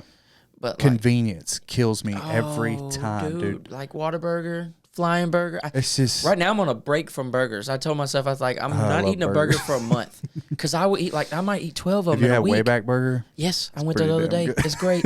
It's not good. It's not good, but it's not good for me, but it's great. I like Flying Burger. I like Wayback Burger. Damn, if you go out to the country, 237 Grocery. Oh yeah. They got a good ass burger. Bro, their biscuits and gravy. You go in the morning and get breakfast? Oh yeah. Oh yeah. I'm with that. I haven't been out there in a while, but I used to go all the time. My dad lives out there. He's got like a farm and cows and shit out there. So, dude, everything they cook is fire. Their fried chicken, their catfish on Fridays. Yeah, I'm with it. I love that place. That place is a gym. Yeah, I remember when I used to go in there and it just be like the one room. Yeah. Then they on the right. Yeah, to the right. Now they expanded it and stuff like that. Yeah. It's good, man. I love with the shitty taxidermy on the wall. Like it feels like old Texarkana. You know, that shit is dying. It's probably the last place. That and maybe I heard they opened Pier 27 again. I heard they reopened it, then now somebody else has reopened it again. Yeah. And the guy that went told me it was fucking very good. I need to try it. Me too. Remember we used to have the Point, and that was our fancy deal. Yeah. Now they done turned that shit to the Dapper. That's the club now. Yeah. That shit's wild. I was wondering how long it was going to take for them to turn that into a club, because I was like, that's not going to work as a fucking restaurant. It's not going. And it flopped. And I was like, dude, make it a fucking club. So they are. Oh, it's a full-blown club. It should be. Like, have you been in there? No, I don't go to clubs. Dude, I don't either. But not in town neither. I was doing electrical work when they were remodeling the place. Yeah. And I met the guys that reopened it. And they spent a fortune. I mean, it ain't my style, but like they have like this fancy ass carpet that looks like you're in like the Ritz-Carlton in New York or something. Like it's gaudy, it's ugly, but and then there ain't no telling what they spent in tile work. There's just tile. They tiled the whole kitchen, the whole like dining room, like. But yeah, I was wondering if they were going to turn it into a club, because it's a club. It's like like they be fighting out there. It'd be crazy, bro. It's like all this luxurious shit just to get fought on. That's like a Texarkana classic, man. That's the problem with clubs in Texarkana. Like it's just gonna happen. I'm not going out. I ain't going. I'm not going out to sit in a crowded ass hideout and waiting for the fight or. Nope. Like that shit. I got so much better shit to do. It's not appealing to me. It's crazy to me. I see people that I went to school with, their parents. And shoot, I don't see them anymore. But when I used to go, they were in there like every weekend. I'm like, bro, you are like fully grown. Like you have a business. Like I've only been to Shooters like 3 times, but I hate that place. I was more of a get drunk on the back porch type guy. Like I'd like to drink in controlled environments. Yeah. And because I know everybody that's there, and I can control everybody that's there. Yeah, I don't like shit out of control, and that's something I've definitely realized about myself later. I think that's why me and weed clashed. I think that's why me and anything that, because alcohol was like I could always, because like I said, I would never get plastered. Mm-hmm. I would always stay maintain. But like that's the way I drink. If I drink, is I just like little here. I mean, it's like I'll be nursing a beer. You know? If you don't smoke weed and you smoke some good weed, like bro. No, that's not the way to go. I don't want that. Get put on. No, I don't want to get put on. I don't want to. I like this universe. I don't need to be in another one. Yeah. And I like to be in control. And so I panic when I'm not in control. Mm. And it's just, and so me and weed, and that mushrooms, you've never done them? Never. Don't. Yeah. If you like to be in control, you're not gonna. Everybody's like, to get the most out of like psychedelics, you kind of just got to let go. And I'm like, well, you do, and I don't think I can do that. It's gonna break you. Well, I keep talking to people. And they're not for everybody. Yeah, I keep talking to people that have done them. Like I had Colton Foltz on my podcast, super cool guy. And he was telling me about doing ayahuasca. And he's done it? Yeah. Yeah, he went to like a ranch in like Colorado. Oh, and they had like a shaman and shit. Oh, that's cool. Yeah, it's a cool episode. I got it. It's on my podcast channel with Colton Foltz. But yeah, man, he was just telling me like all through it, and like you said, it showed him all this stuff about himself, and he was addicted to a whole bunch of shit, and he decided like when he got out, like after the experience, he was like, no, I need to get sober and shit. So it was like real similar to what you've said. Yeah. And yeah, so he was like, yeah. He's like, but it's not for everybody. And so this other guy I was talking to KB, the Cake House guy, and he's like, yeah, man, you do LSD one time, it'll change your life. And I was like, well, I'm afraid that it would change my life in a scary way. Yeah. You know, they do all wife's like, Joe, you're just not the same anymore. Like, fuck, it fucked me up forever. You're fucking playing the bongos in the living room. Like a Tarzan like cloth on me, dreadlocks. Look like Jesus. Yeah. No, I don't think they're for me, but I think they're not for everybody. I think I can learn the lessons that people like. That's why I like talking about them. I love getting somebody that's done them before to tell me about, because it's like, it's just like anything. You don't have to go through something to learn the lesson from. Nope. You can just watch somebody else. That's a good point, and that is the important part. So I'll tell you this: when I got sober. Was like 5 years ago. I was on methadone for a long time, and that shit they call it liquid handcuffs, because like it's very hard to get off of. So can you explain methadone to me? Like they give that to you. Okay, so methadone is a derivative of opium. So out of opium is how they get hydrocodone, morphine, heroin. Like these are all just like derivatives of opium. Well, methadone was literally designed like by chemists. They were looking for a way to replace heroin for people and to be able to manage their heroin addiction. Also, you can like ease them off of it. Yes, that's the idea. So It's a longer lasting opiate, so it like stays in your system to where you don't have to. Where heroin, you might have to go bang up like every 4 or 5 hours. Where methadone, you can take it in the morning and it lasts in your system all day, and then you don't have to take it again until the next morning. And so these methadone clinics are set up to where people who are addicted to opiates can come in. They go do a little evaluation. They go, you're on, how much are you taking? Okay, well, we're going to start you at this dose.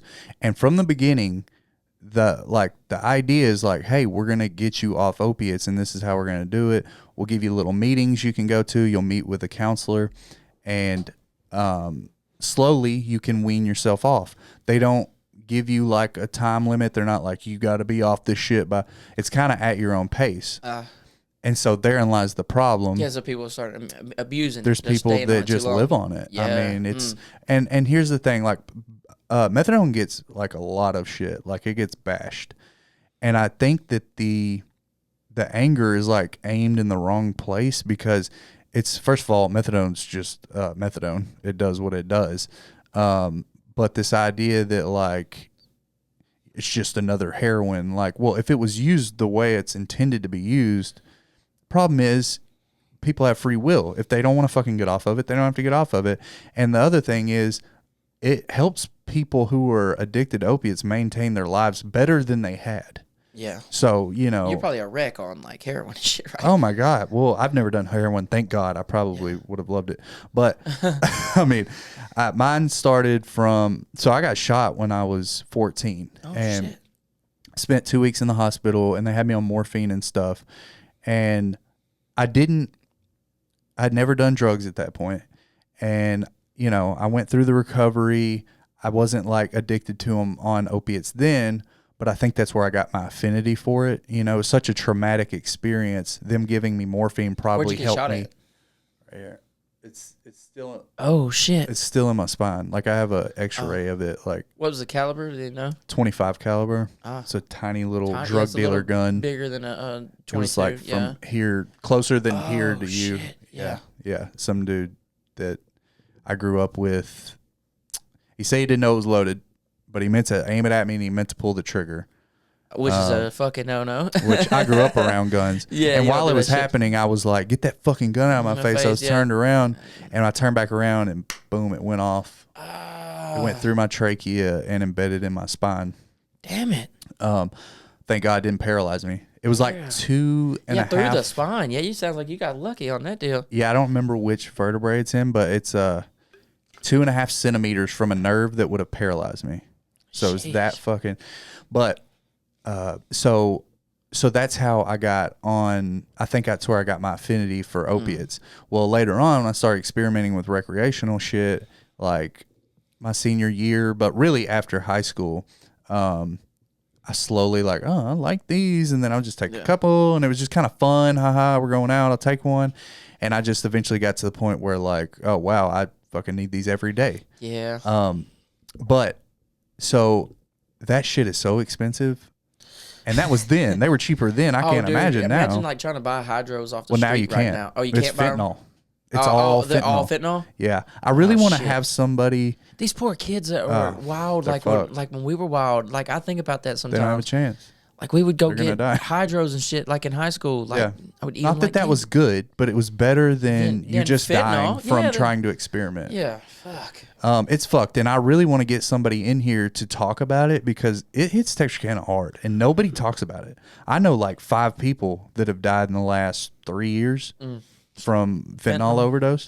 Golly. And it's a very interesting issue because I was like a part of that era where you could go to the doctor. So what actually got me addicted full blown was I broke my knee, or no, I tore my meniscus, and he put me on like 120 hydrocodone 10s a month. Oh shit. And dude, I was off to the races. Yeah. But what's crazy is your surgery's done. They're like, all right, no more. And you're like, what the fuck? Dude, you're just, and they don't go like, hey, if maybe you feel addicted to them or something, like here's what you can do, or like here we can taper you off this way. It's just like, but this is right before they cracked down on them and made it to where it's hard to get them now. But interestingly enough, the government was like, oh yeah, this is a huge problem. Nobody can get them, basically. Like, it's really hard to get opiates. Well, all those people that are already addicted, They're going to buy shit that's they're got going to the fentanyl in it. street. Yeah. And just coincidentally, very around the same time, fentanyl starts showing up. Yeah. And so I've worked with people in tattoo shops that took fentanyl or were with someone that was taking fentanyl. And I had this misconception, because this is what you'll hear like on podcasts or like documentaries, is like, yeah, these people, and I'm not saying it doesn't happen, but I had the idea that when people OD on fentanyl, it's because, oh, I thought it was this, but it had fentanyl in it. But a lot of these people know it's fentanyl, and the reason they're taking it, they're like disguised as Percocet or Oxycontin 30 milligram, little blue pills. That's just for whatever reason. That's how they like press them in Mexico. Well, they've made it to where you can't get the regular pharmaceuticals. So now all there is fentanyl. So they're addicted, and they basically don't have a choice. They're just like, this is all I can get. And it doesn't take but a little too much, and you're just dead. That's but sad. the methadone clinic, sorry, I got way off track, but the methadone clinic, it helps addicts get into a normal routine where, like, before you go to work, you go do your dose and you go about life. Now, look, that shit still makes you a zombie. Yeah. And I didn't realize it until I got off. Dude, it was so crazy. Like, first of all, the withdrawals are insane. Like, and I couldn't just take off work. Or from Methadone. What? Okay. So even it has withdrawals. Yes. They're as bad as heroin. So there's no way to stop opiates without withdrawal, huh? No. Damn it. Actually. So, interestingly enough, psychedelics, there is a drug called ibogaine, and it is an African root. And it's like the pharmacology of it's like really complex. Apparently, it's like we don't even understand it. Like chemists, it's kind of a mystery. It's weird, but it's a root from a plant that grows in Africa. People have these retreats in Mexico, because it's not legal here, where they go and do it. And there's something in this root, the ibogaine. The moment you could be like shooting heroin every day. You go and do ibogaine. First of all, it's not a real pleasant experience. It's almost like a near-death experience. It like really will fucking make you come to terms with your life. But the moment you take that stuff and it gets in your system, no matter how much heroin you've been doing, you will have no withdrawals. Damn. It's almost like a fucking miracle, dude. Yeah. So not only does it fix the mentality that you have, or at least gives you a head start. You know, it's up to you then. Like, you want to go back Mexico to it. To do that, but you'll have no withdrawals. Yeah, I'm sure there's like underground shamans that give it. It's apparently dangerous. Like, if you take too much, it can kill you. Yeah. But, I mean, why are we not looking into this shit? Yeah. Look at this fentanyl problem. What if there was a place you could go and fucking do ibogaine? You're no longer, like, physically addicted. And now we can give you counseling and get past it. Yeah. I don't know. The fentanyl shit's crazy because I think it's just human nature. Excuse me. It's like people can't turn down.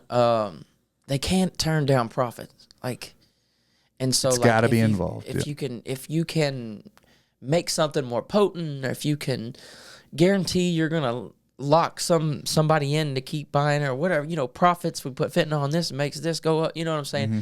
It's like just a humankind disease type deal that's wrong. It's the same type of power that goes in other places that, you know, it's just we can't. It's the same way with wars, like or anything like that, where people suffer because the almighty dollar. Yeah, just because like profits can't stop. Mm-hmm.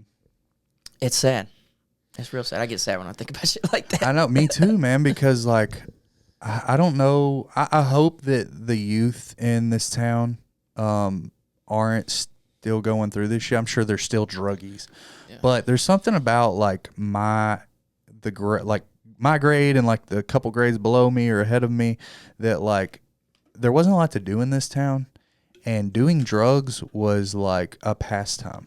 You know, it was almost like, you know, we didn't have anything better to do. That was the and activity. It was just, that was the activity. And for some people, it was a phase, and they went on to college and got away from it.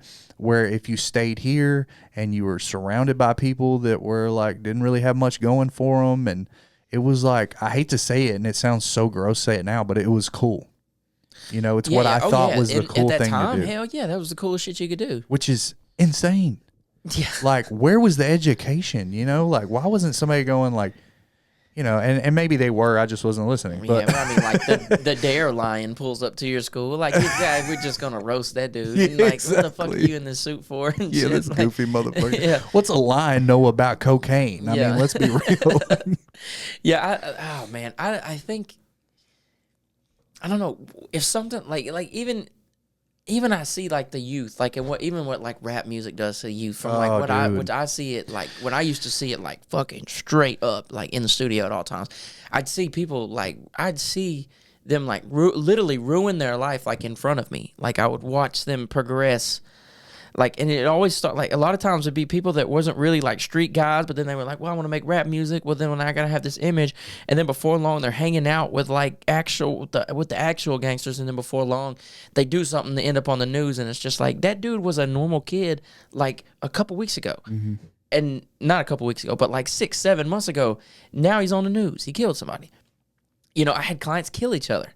That's insane. Like two of like, you know, can you imagine like one of your tattoo clients killed another one? Damn.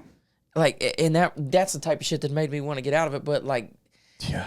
it's so hard to convince, like, because you think back to like when you were like 18 or like 16 or something. Like, if you consider something cool, what the fuck can a grown up come through and say to you? You don't get it. You don't fucking, you ain't with it. You just, I mean, I've always wanted, actually, ever since I got shot, I had this like desire. I haven't thought about this in a long time. I had this desire to like want to talk to kids and like, I don't know, just cause like they're very, so this was 2005. All right. Mike Jones was a big deal. Mike Jones. Mike Jones. Who? Mike Jones. So, and the guy who shot me was, there's like a close knit group of us, and it had become cool to like be in a gang, you know, and like these some little white boys that fuck it. There was no reason. Yeah. You know, we had no, you know, gangs exist for a reason in areas where they really. In actual urban like areas. Survival. Yeah. Where they thought like, oh, this is cool. And what's crazy, music's so powerful, dude. Like it's influenced like generations of people. It's been some good too, though. For sure. No, it's powerful for whatever you use it for. But I've seen it go bad. Yeah. Well, and I mean, there's a whole conspiracy in itself. Like have you heard the conspiracy that like the CIA invented gang rap and like. I wouldn't be surprised. I mean, didn't they put like the drugs into the communities? Freeway Ricky Ross. Yeah. Did you hear him on Rogan?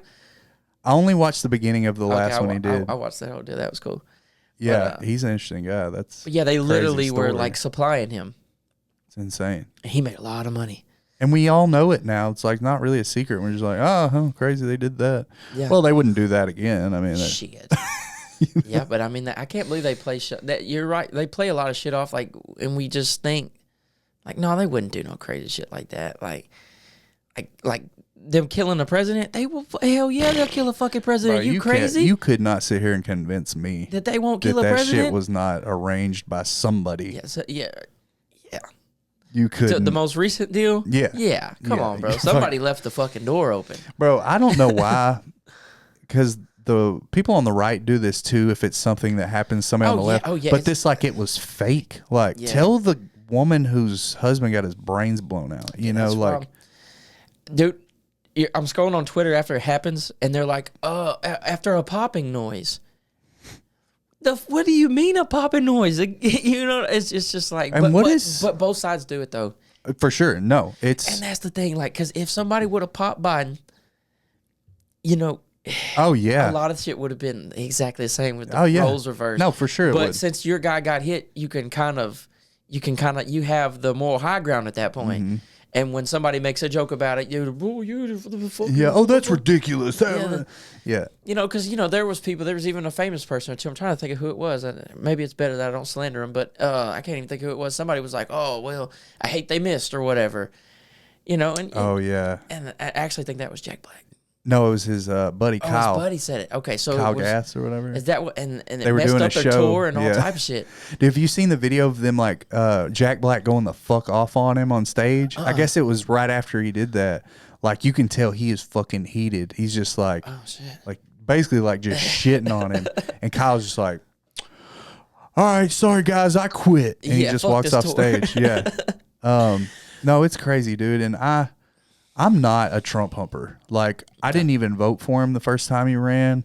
I still like have some things I criticize. I voted for the lady in the middle, and I feel like that was just the most wasted vote last time. Lady in the middle? It was one of the independent people. Okay. I don't even remember her. It was like Jorgensen or some shit. I don't fucking know. Like I literally was in there and I was just like, bro, these can't be the fucking options. Oh my God. I know. And like, so but now I'm at the point where I'm like, well, this is whatever. Take it or leave it. Like this is what we got. More than likely, I'm probably going to vote for Trump. I mean, how do you have a choice? Because to me, if you even consider, and like I said, not a Trump humper, not a huge like, but it's so clear to me now. I'm like, bro, anything but this. Yeah. If we keep doing this, we are fucked. And like, if the Democrats would put out somebody that was like, you know what I'm saying? Like, I liked RFK. Dude, I wouldn't. I listened to a whole bunch of shit he anybody did. I like is never gonna have a chance. That he ain't fucking even getting nominated. You ever tap in with like Dave Smith?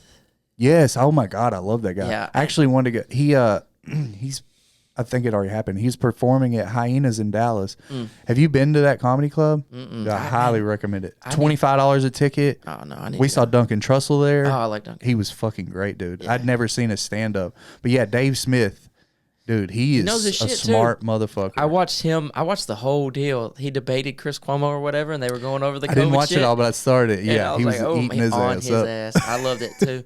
Cause man, I don't care, YouTube overlords. I don't give a damn. That shit didn't make no sense. No. It didn't make no sense. No, and it's common sense. You know, it was so weird to watch. Well, we can't even go down this fucking road. But it's just so weird to watch what seems like common sense to you. I'm just like, no, everybody can see, like, this doesn't make sense, right? And some people are like, yep, nope, that's what it is. And you're like, and it makes you question yourself, almost like you're gaslit. Like, wait, am I fucking crazy? Yeah. Is there something wrong with my head? Because it's very obvious to me. And so it's kind of validating when a couple years later, it seems you're like on the when people are looking back, it certainly seems people are real quiet. Yeah, people are real quiet.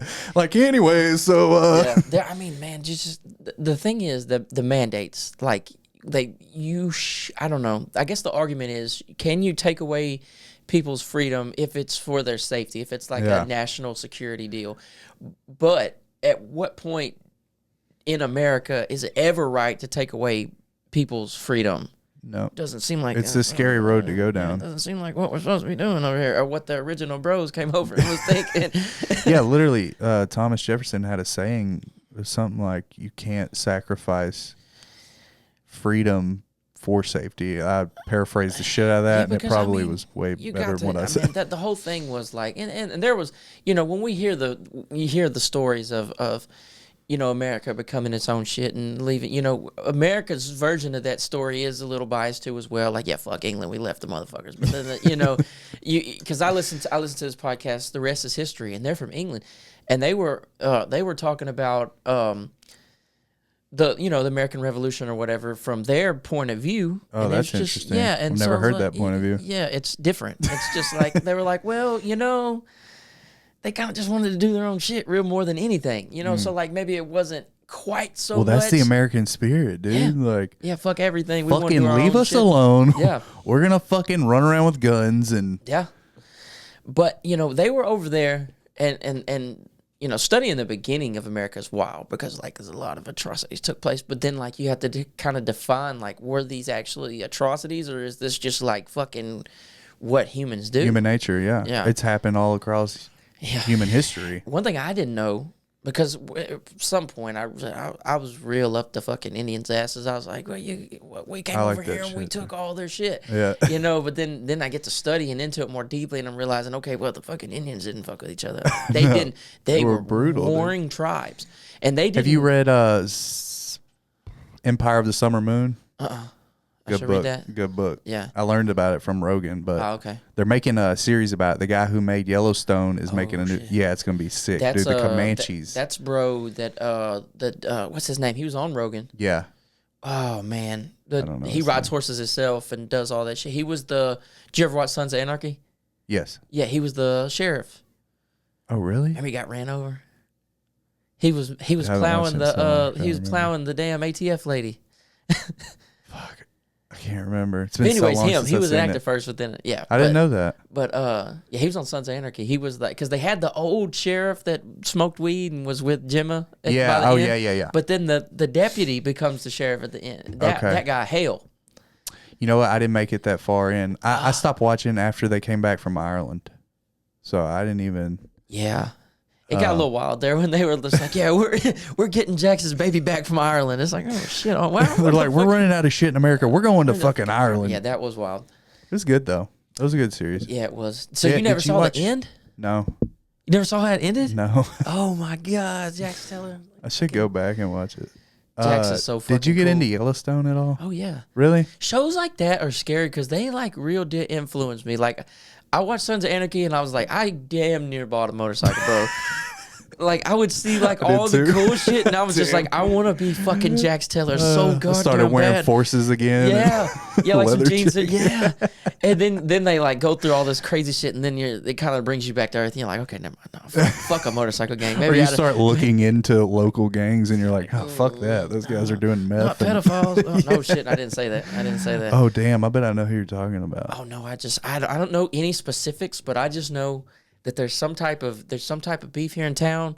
Somebody, I don't even know these clubs well enough. I just know that there's some type bet I know of who you're talking about. pedophile, some And shit. But fuck, I don't know. Yeah, she The only, leave me the out. only reason I know is one of them worked at the shop I started at. Oh shit.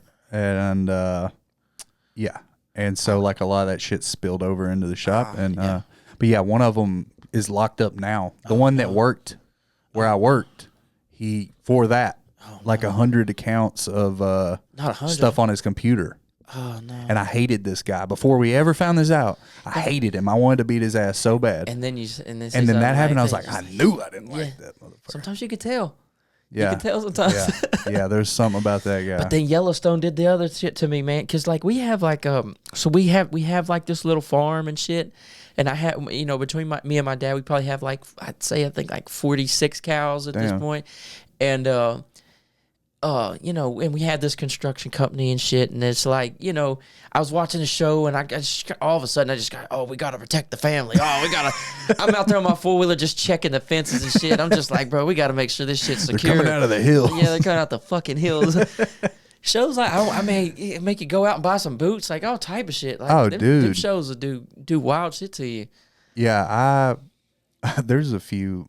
When I was a kid, Dazed and Confused was like, when you're a kid and like there'd be like this one movie you watched it every night before you went to Pineapple sleep. Express. I watched Pineapple Express like 10 trillion times. I love that. But if shit. they were like an era, like that one was supposed to be the 70s. Like I was all into fucking classic rock. I grew my hair out. Like it's funny because or just like with music, like it's all very. And that's where, like, I kind of fucking believe in some of the conspiracies that they mind control us that way, because they almost create this illusion through movies, through music. They almost can create a reality around us that's not real, but they can, like, subvert us into thinking things. And, like, it's definitely possible. Yeah. Definitely possible. Maybe it's not happening. Definitely could happen. Do you think they put subliminal messages in shows and shit? Yeah. Like stuff we don't even realize, like that our brain's picking up, like subconscious type shit. I think it happens. I notice it the most. I first got turned on to this from like early days YouTube when there was a lot of Illuminati videos and shit, and I was like, it was new, so I was like, what the fuck is the Illuminati? That's a weird word. But it would be less and less in the Illuminati as I get older. So I think it's more complex than just like there's a squad of guys that just run shit. But for sure, money runs shit. Yeah. So the people who have the most money for sure have the most influence and power. Yeah. And we know, looking through history, look at some of the fucking dictators, like people are capable of some horrible shit. Yeah. So why wouldn't that still be happening? Why wouldn't there be people using their power for the worst. It still happens like that, like the Hollywood stories and shit of like, you know, even just directors taking advantage of people. Oh, you want to be in this movie? Yeah. You're gonna earn your role. Couch, yeah. For real. But the music videos are the most noticeable to me. Yeah.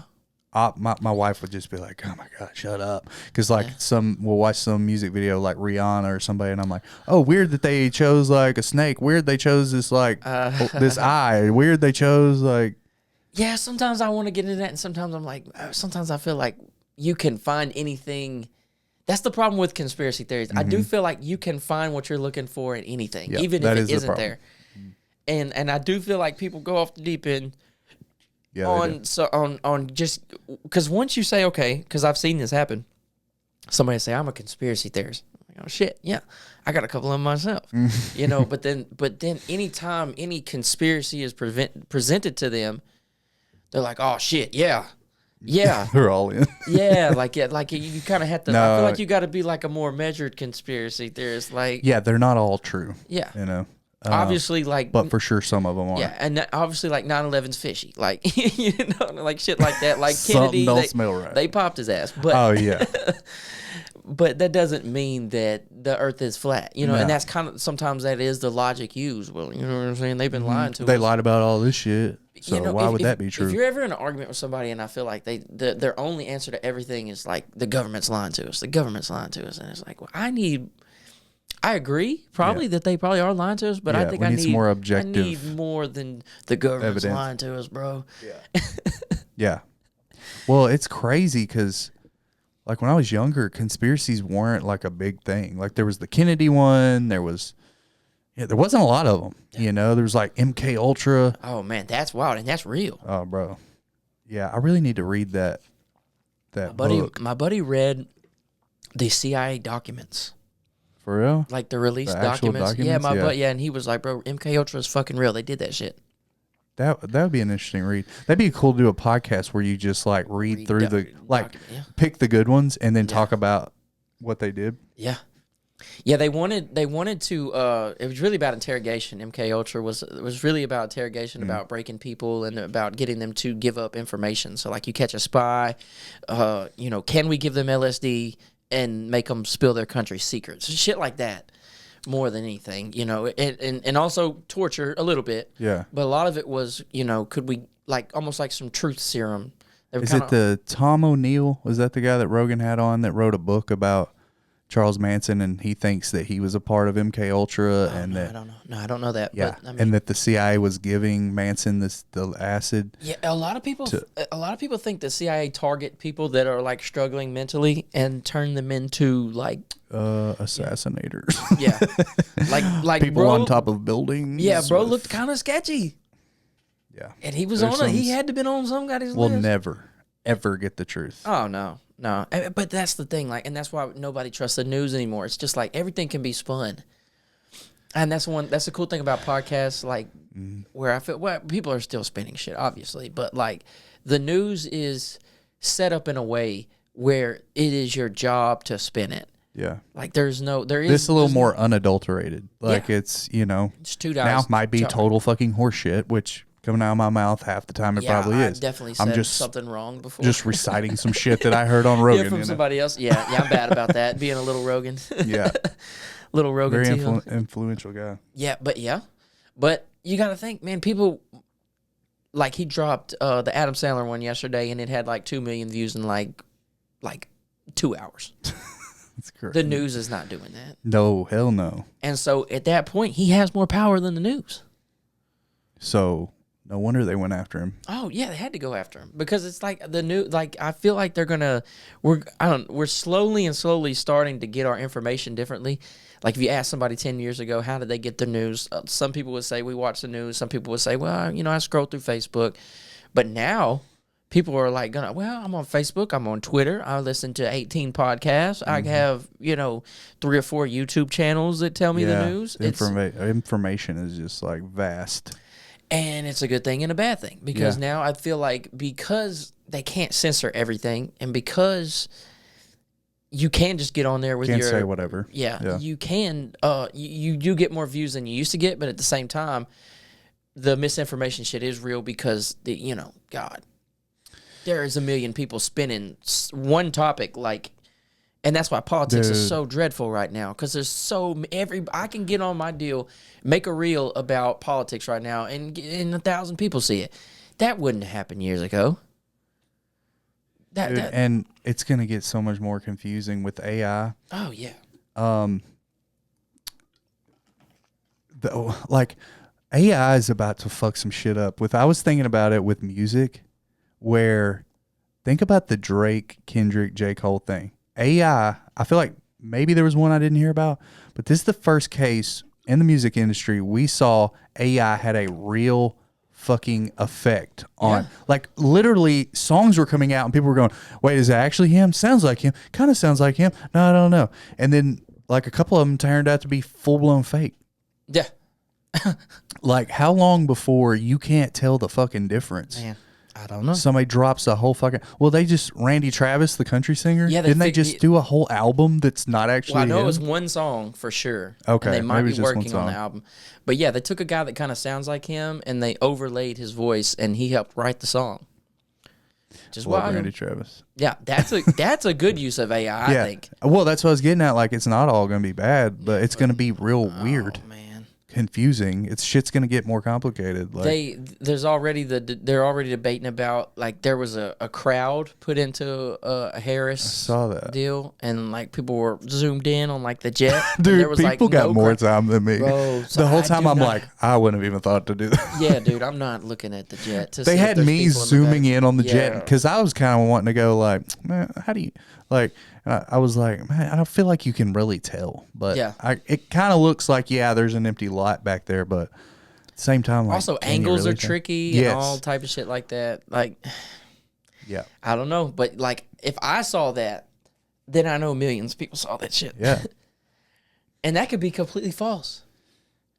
That could be AI. They could have AI the damn reflection.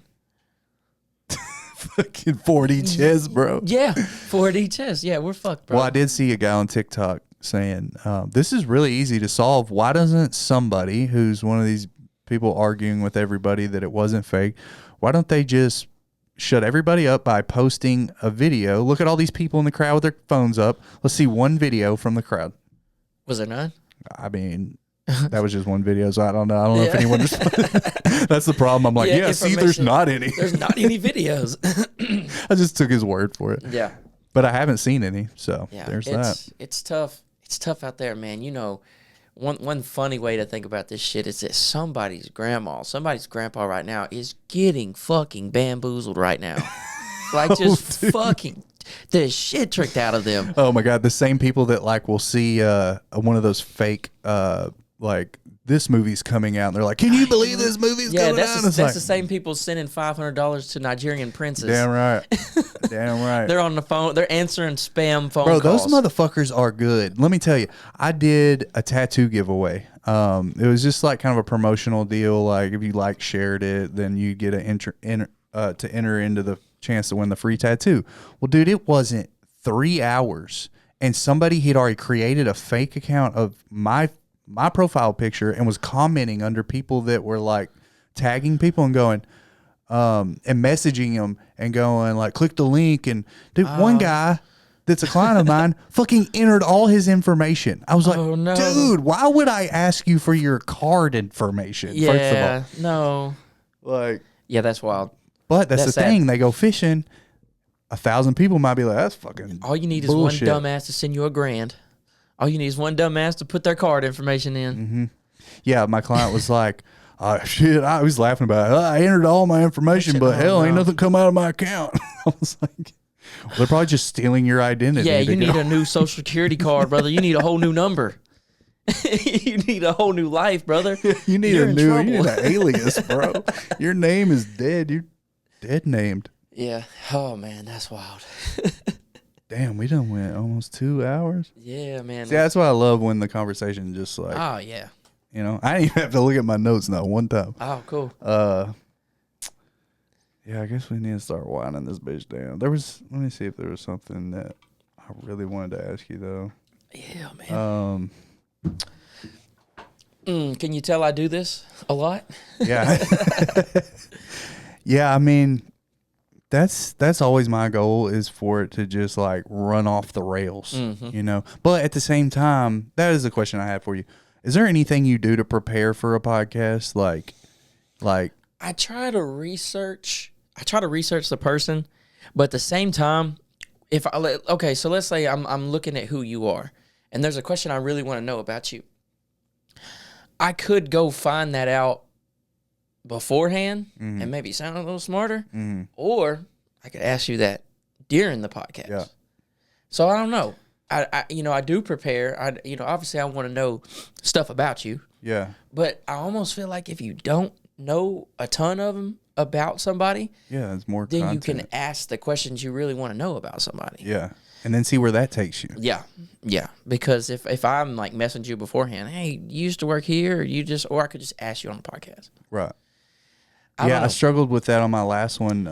The guy, like I say, he's got a pretty big following, and I saw that he had done other podcasts on YouTube, and I was like, man, I should watch some of these, and maybe he'll give me an idea of who he is and give me some It's almost things better. but I was like, but no, yeah. but then I'm gonna, you know what I mean? Then it kind of ruins it. Like, then I already know stuff about him. Like, Yeah, I he's kind of here. want to genuinely be like, hey, I don't know shit about you. What? Yeah, in an interview style podcast, I would say, let's all find out together. If you're just shooting the shit with somebody, then Right. you just shoot the shit. Right. You might. Well, that's something, I've been trying to like decide what my interview style is, and so I do want to do interviews. That's kind of why I'm into it, is like I want to get to know people, and I want people to give their story. Right. At first, I have been just doing tattoo artists because I kind of wanted a niche thing. Which is smart. That's what I've read, that like that's the way to go. I'm Because not I do want to niched enough, I get think. sponsors. Yeah. And stuff eventually. But I'm actually struggling right now. Like, I've known I'm going to interview other people, but I'm like, do I put it on the same channel, or do I make a whole new channel? And I don't really want to make a whole new channel because it's enough work to keep up advertising one. Yeah. Now I've got them separated. I'm like, this is over here. And like, oh, well, no, that's on my other podcast. Well, I'm a tattoo like, enthusiast, so yeah, I mean, yeah. you qualify. I like tattoos. There we have it. I think I'm just going to kind of like Rogan does with the MMA hour, just parentheses, like come up with a different name for the other ones. But I forgot where I was going with that. But, oh, yeah. So because I want it to be interview style, but I don't want it to be like I'm reading questions off a piece of paper. I want to steer it in the right direction that I want it to go. But if it's an entertaining person, like, how to talk because you do these regularly, didn't really have to worry about it. But if you run into somebody that gives you those no answers, you got to figure out how to get it out of, because interviewing is an art form. Yeah. And that's what I'm learning. Because if I want somebody to talk about something some more, you can't just be like, hey, talk about that more. Right. You just word it differently. Like, well, how did that make you feel? Like, oh, shit. Well, now they got to explain. Like, because they'll say, well, well, what were you doing at this time? I was doing this. Well, how were you feeling at that time? Like, what did you feel like you were moving in the right direction? Now they have to tell you what they were feeling in that moment. And so, like, you just find tricky ways to get them talking about, and so you're like steering the ship. Yeah. Like, as the interviewer, you kind of are the captain. Yeah. But you don't want to take over. And then you have to find the balance. Because, like I said, I'm still learning, because the other day, the last couple ones I did, I felt like I was just the guy. I would ask a question and then just kind of sit back and they would just go. And then there's been other ones where it's like, damn, I talked a lot. I kind of felt like Rogan, because you got to think, like, we've talked a lot about Joe Rogan. He has a very interesting interview style where he might just talk the whole fucking time. Yeah, that's not a traditional interviewer. Yeah, like if you listen to like Lex Friedman, or you listen to like Sean Ryan, or guys like that, they're going to ask the question. And they're just going to come. You listen to all the podcasts I like. I was actually going to ask you, like, what are your favorite podcasts right now? Man, my go-tos, obviously Rogan, like we talked a ton about. I love Sean Ryan. He's super cool. I was in the military, Navy SEAL shit. That shit's cool as fuck. And he has cool guests. Lex Friedman, bad motherfucker. He gets the high quality people.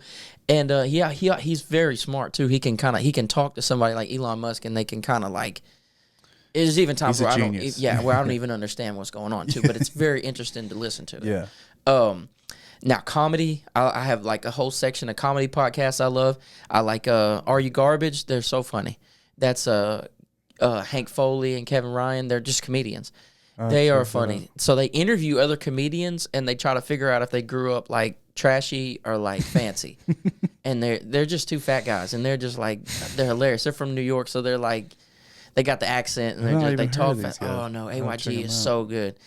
Are You Garbage? And but see, I found that the episodes where it's just them two are even funnier because they get people from Patreon to send them questions like, "Are you garbage?" If what do they say?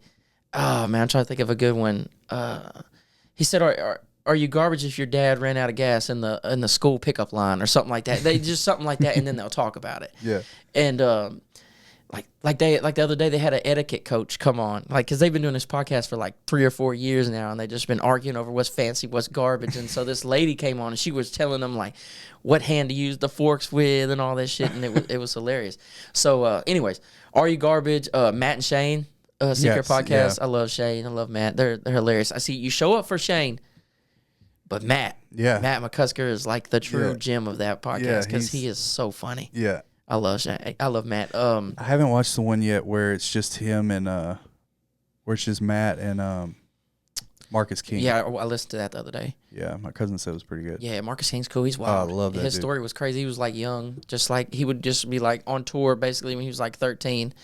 It was crazy. Just like doing bars and shit like that. Mm-hmm. He wasn't even old enough to be in a bar, but would be doing the show and shit. He was playing guitar and Kill Tony the other night. Yeah, he was in the background. Awesome. I was like, damn, that's King. At first, Marcus King. Is that motherfucker? Yeah. Oh, what else? I like Are We Drunk? Wait. Mark Norman. I think it's Are We Drunk? I haven't listened to his. Him and Sam Morril. That's right. Yeah, they get drunk. That's kind of the whole point. Yeah. Back to our point with alcohol. And then like that's their whole show. One of them Sam had a ulcer in his stomach and wasn't supposed to drink, and he was telling the doctor like, no, you don't understand. I do, like, it's I think part I of my living. Rogan that, yeah. Because Sam Morril was on Rogan. He said that, which I like him. He's real funny. Yeah, he is. I like anything Adam Ray does, like the Dr. Phil shit's hilarious. Yes. Dr. Phil Live, Kill Tony, obviously. I have a friend that listens to the audio version of Kill Tony. To me, that is insane. It's crazy. I've never listened to it. I forget that it's a podcast. Yeah, I'm not listening to that shit on Spotify. You crazy as hell? Fuck no. No. What else? So then I got history podcasts. But I'm listening like 4 or 5 episodes of podcasts a day. I work by myself primarily, and so like I have headphones in all day long. So I like The Rest Is History, American Criminal. Dude, that's really good. American Criminal's cool as fuck. I listened to like a 4-part episode on Al Capone. Very it's cool. like a true crime kind of? Yeah, and it's got like sound effects and reenactments, and it's like there's a brand called Noiser, and they do like a bunch of different podcasts, and it's like when you watch the show on History Channel, it's basically like those deals like without the visual. Well, audio, yeah. Yeah. And there's another one called Real Dictators. That shit's crazy. I went and listened to a bunch of them. Who was the guy in Italy after Mussolini? Yeah, him. That was crazy. Yeah, I don't know much about him. Yeah, that was crazy. Yeah, I'll check Mussolini is the guy that history. came after him, right? Or came after Stalin. But no, this was about Stalin. Stalin. No, that was Russia. Yeah, that was Russia. Right. Yeah, but I listened to Mussolini too. But the one about Stalin was crazy. Yeah, dude, that was. They sent him to. They like. What do you call that when they send you out? Like banish you. Yeah. You know what I'm talking about. But yeah, anyway, exiled him to like Siberia twice. Really? And he like he just kind of walked back.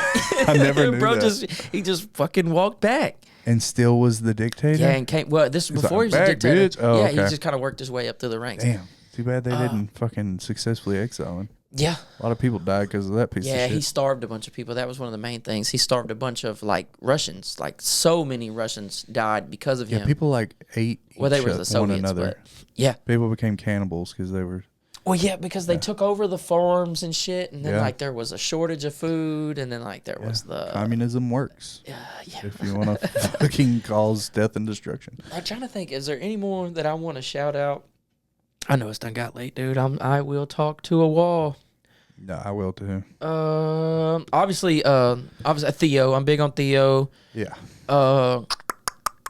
Now that's the main ones that I listen to. And between all that, yeah, sometimes I'll branch out and listen to like Bad Friends or Whiskey Ginger, or listen to shit of that nature. I used to listen to Fire and the Kid a lot. I haven't in years. Yeah.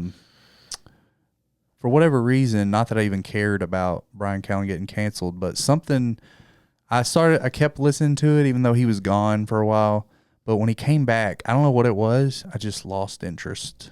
Yeah, sometimes it had nothing to do with what he did. I was just like, yeah, I'm over it. But Danny Jones is like, it's him and Rogan are the most, and then Unemployable podcast. Haven't heard. It's a tattoo artist named John Nelson. I actually got to meet him like a month ago at the seminar that we went and did. Super nice guy. And I told him, I was like, man, I really started my podcast because I liked yours, with the tattoo shit. And he was like, that's awesome, man. I think I've seen that. Is he a really famous tattoo podcaster dude? Makes videos and shit? Yes, Kinda he does the funny the big gauges. Yeah. Okay, I know who that is. Yeah. Yeah. But super, super nice guy. He was like, I was really excited to meet him, and he was as nice as I hoped he would be. It's always scary meeting them folks. I know. I was like, fuck, he's going to be an asshole. Please don't be an asshole. Yeah. No, he was super nice. He was like, yeah, come do a guest spot, and like make sure they're on Monday so you can watch us do the podcast. So like trying to plan that trip. But those are like my main three. And then I was going to ask you watch or you listen to Tinfoil Hat, Sam Tripoli? Conspiracy theory one? No.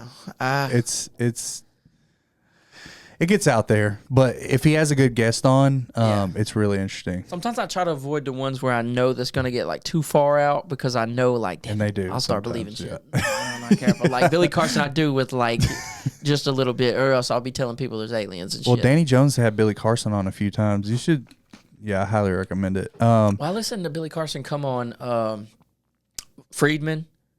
Lex Friedman. I didn't know he was on there. And Rogan. Oh shit, I gotta listen to that. And I was so surprised. It may have been Sean Ryan. Hold on now. Yes, he was on Sean Ryan. That's the one. That's when I was so surprised when I went to watch Rogan that day, and it was Billy Carson. Yeah. I was like, what the fuck? Yeah. Because Rogan don't normally get that far down the trail. Yeah.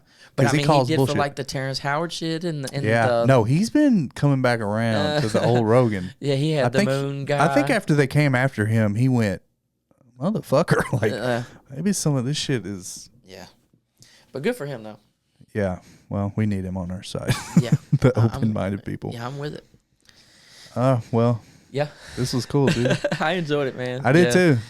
Yeah, well, two podcasters can usually hold a conversation pretty well, so pretty easy. Yeah, but yeah, it was interesting because I haven't met or talked to anybody who does a podcast. So I actually thought about reaching out to you when I first started. I saw that somebody else had a podcast, and I was like, man, because I was having issues with like editing video and shit. I had no idea what I was doing. I figured it out now, and like I'm starting to like, it's so time consuming. All my stuff is like real still. Like, and sometimes I'll do some extra angle. I use Final Cut on my Mac. I've been using CapCut. Fucking great. Like, now I'm not making movies or anything, but it's very user friendly. And if you pay like the $9 a month, you can use all their effects and shit. And I want to get into doing other content too eventually, which I already do that with my tattoo stuff. But I don't know. I think it'd be fun to do like some. I'm not really a vlogger. I don't want to be like, hey guys, I'm at the tattoo shop. I'm not a like look at me kind of guy. I'm not a look at me guy. So yeah, but. Yeah, man, this is awesome. I definitely appreciate you coming and doing it. Yeah, we need to do it again. I'll bring you on mine. Let's do it. I've never been on a podcast. It'll be weird being on the receiving end. It's different, but it's kind of the same. This is like the fifth different one I've been on, so it's cool. Yeah, it's cool. Yeah, come on. Yeah, I love it. I'll hit you up. We'll wait a little bit so we have like some freshness to talk about. But yeah, like we couldn't talk another 3 hours, but still. Okay, let's do it right now. Yeah, what do we hit? 2:03. Oh yeah, that's easy work. Short work. There's a guy named Darby. He hit me for like 3.5 hours. I had to turn it into 2 episodes. Damn, yeah, that's wild. I've had 2.5, and that's the most so far. That's wild.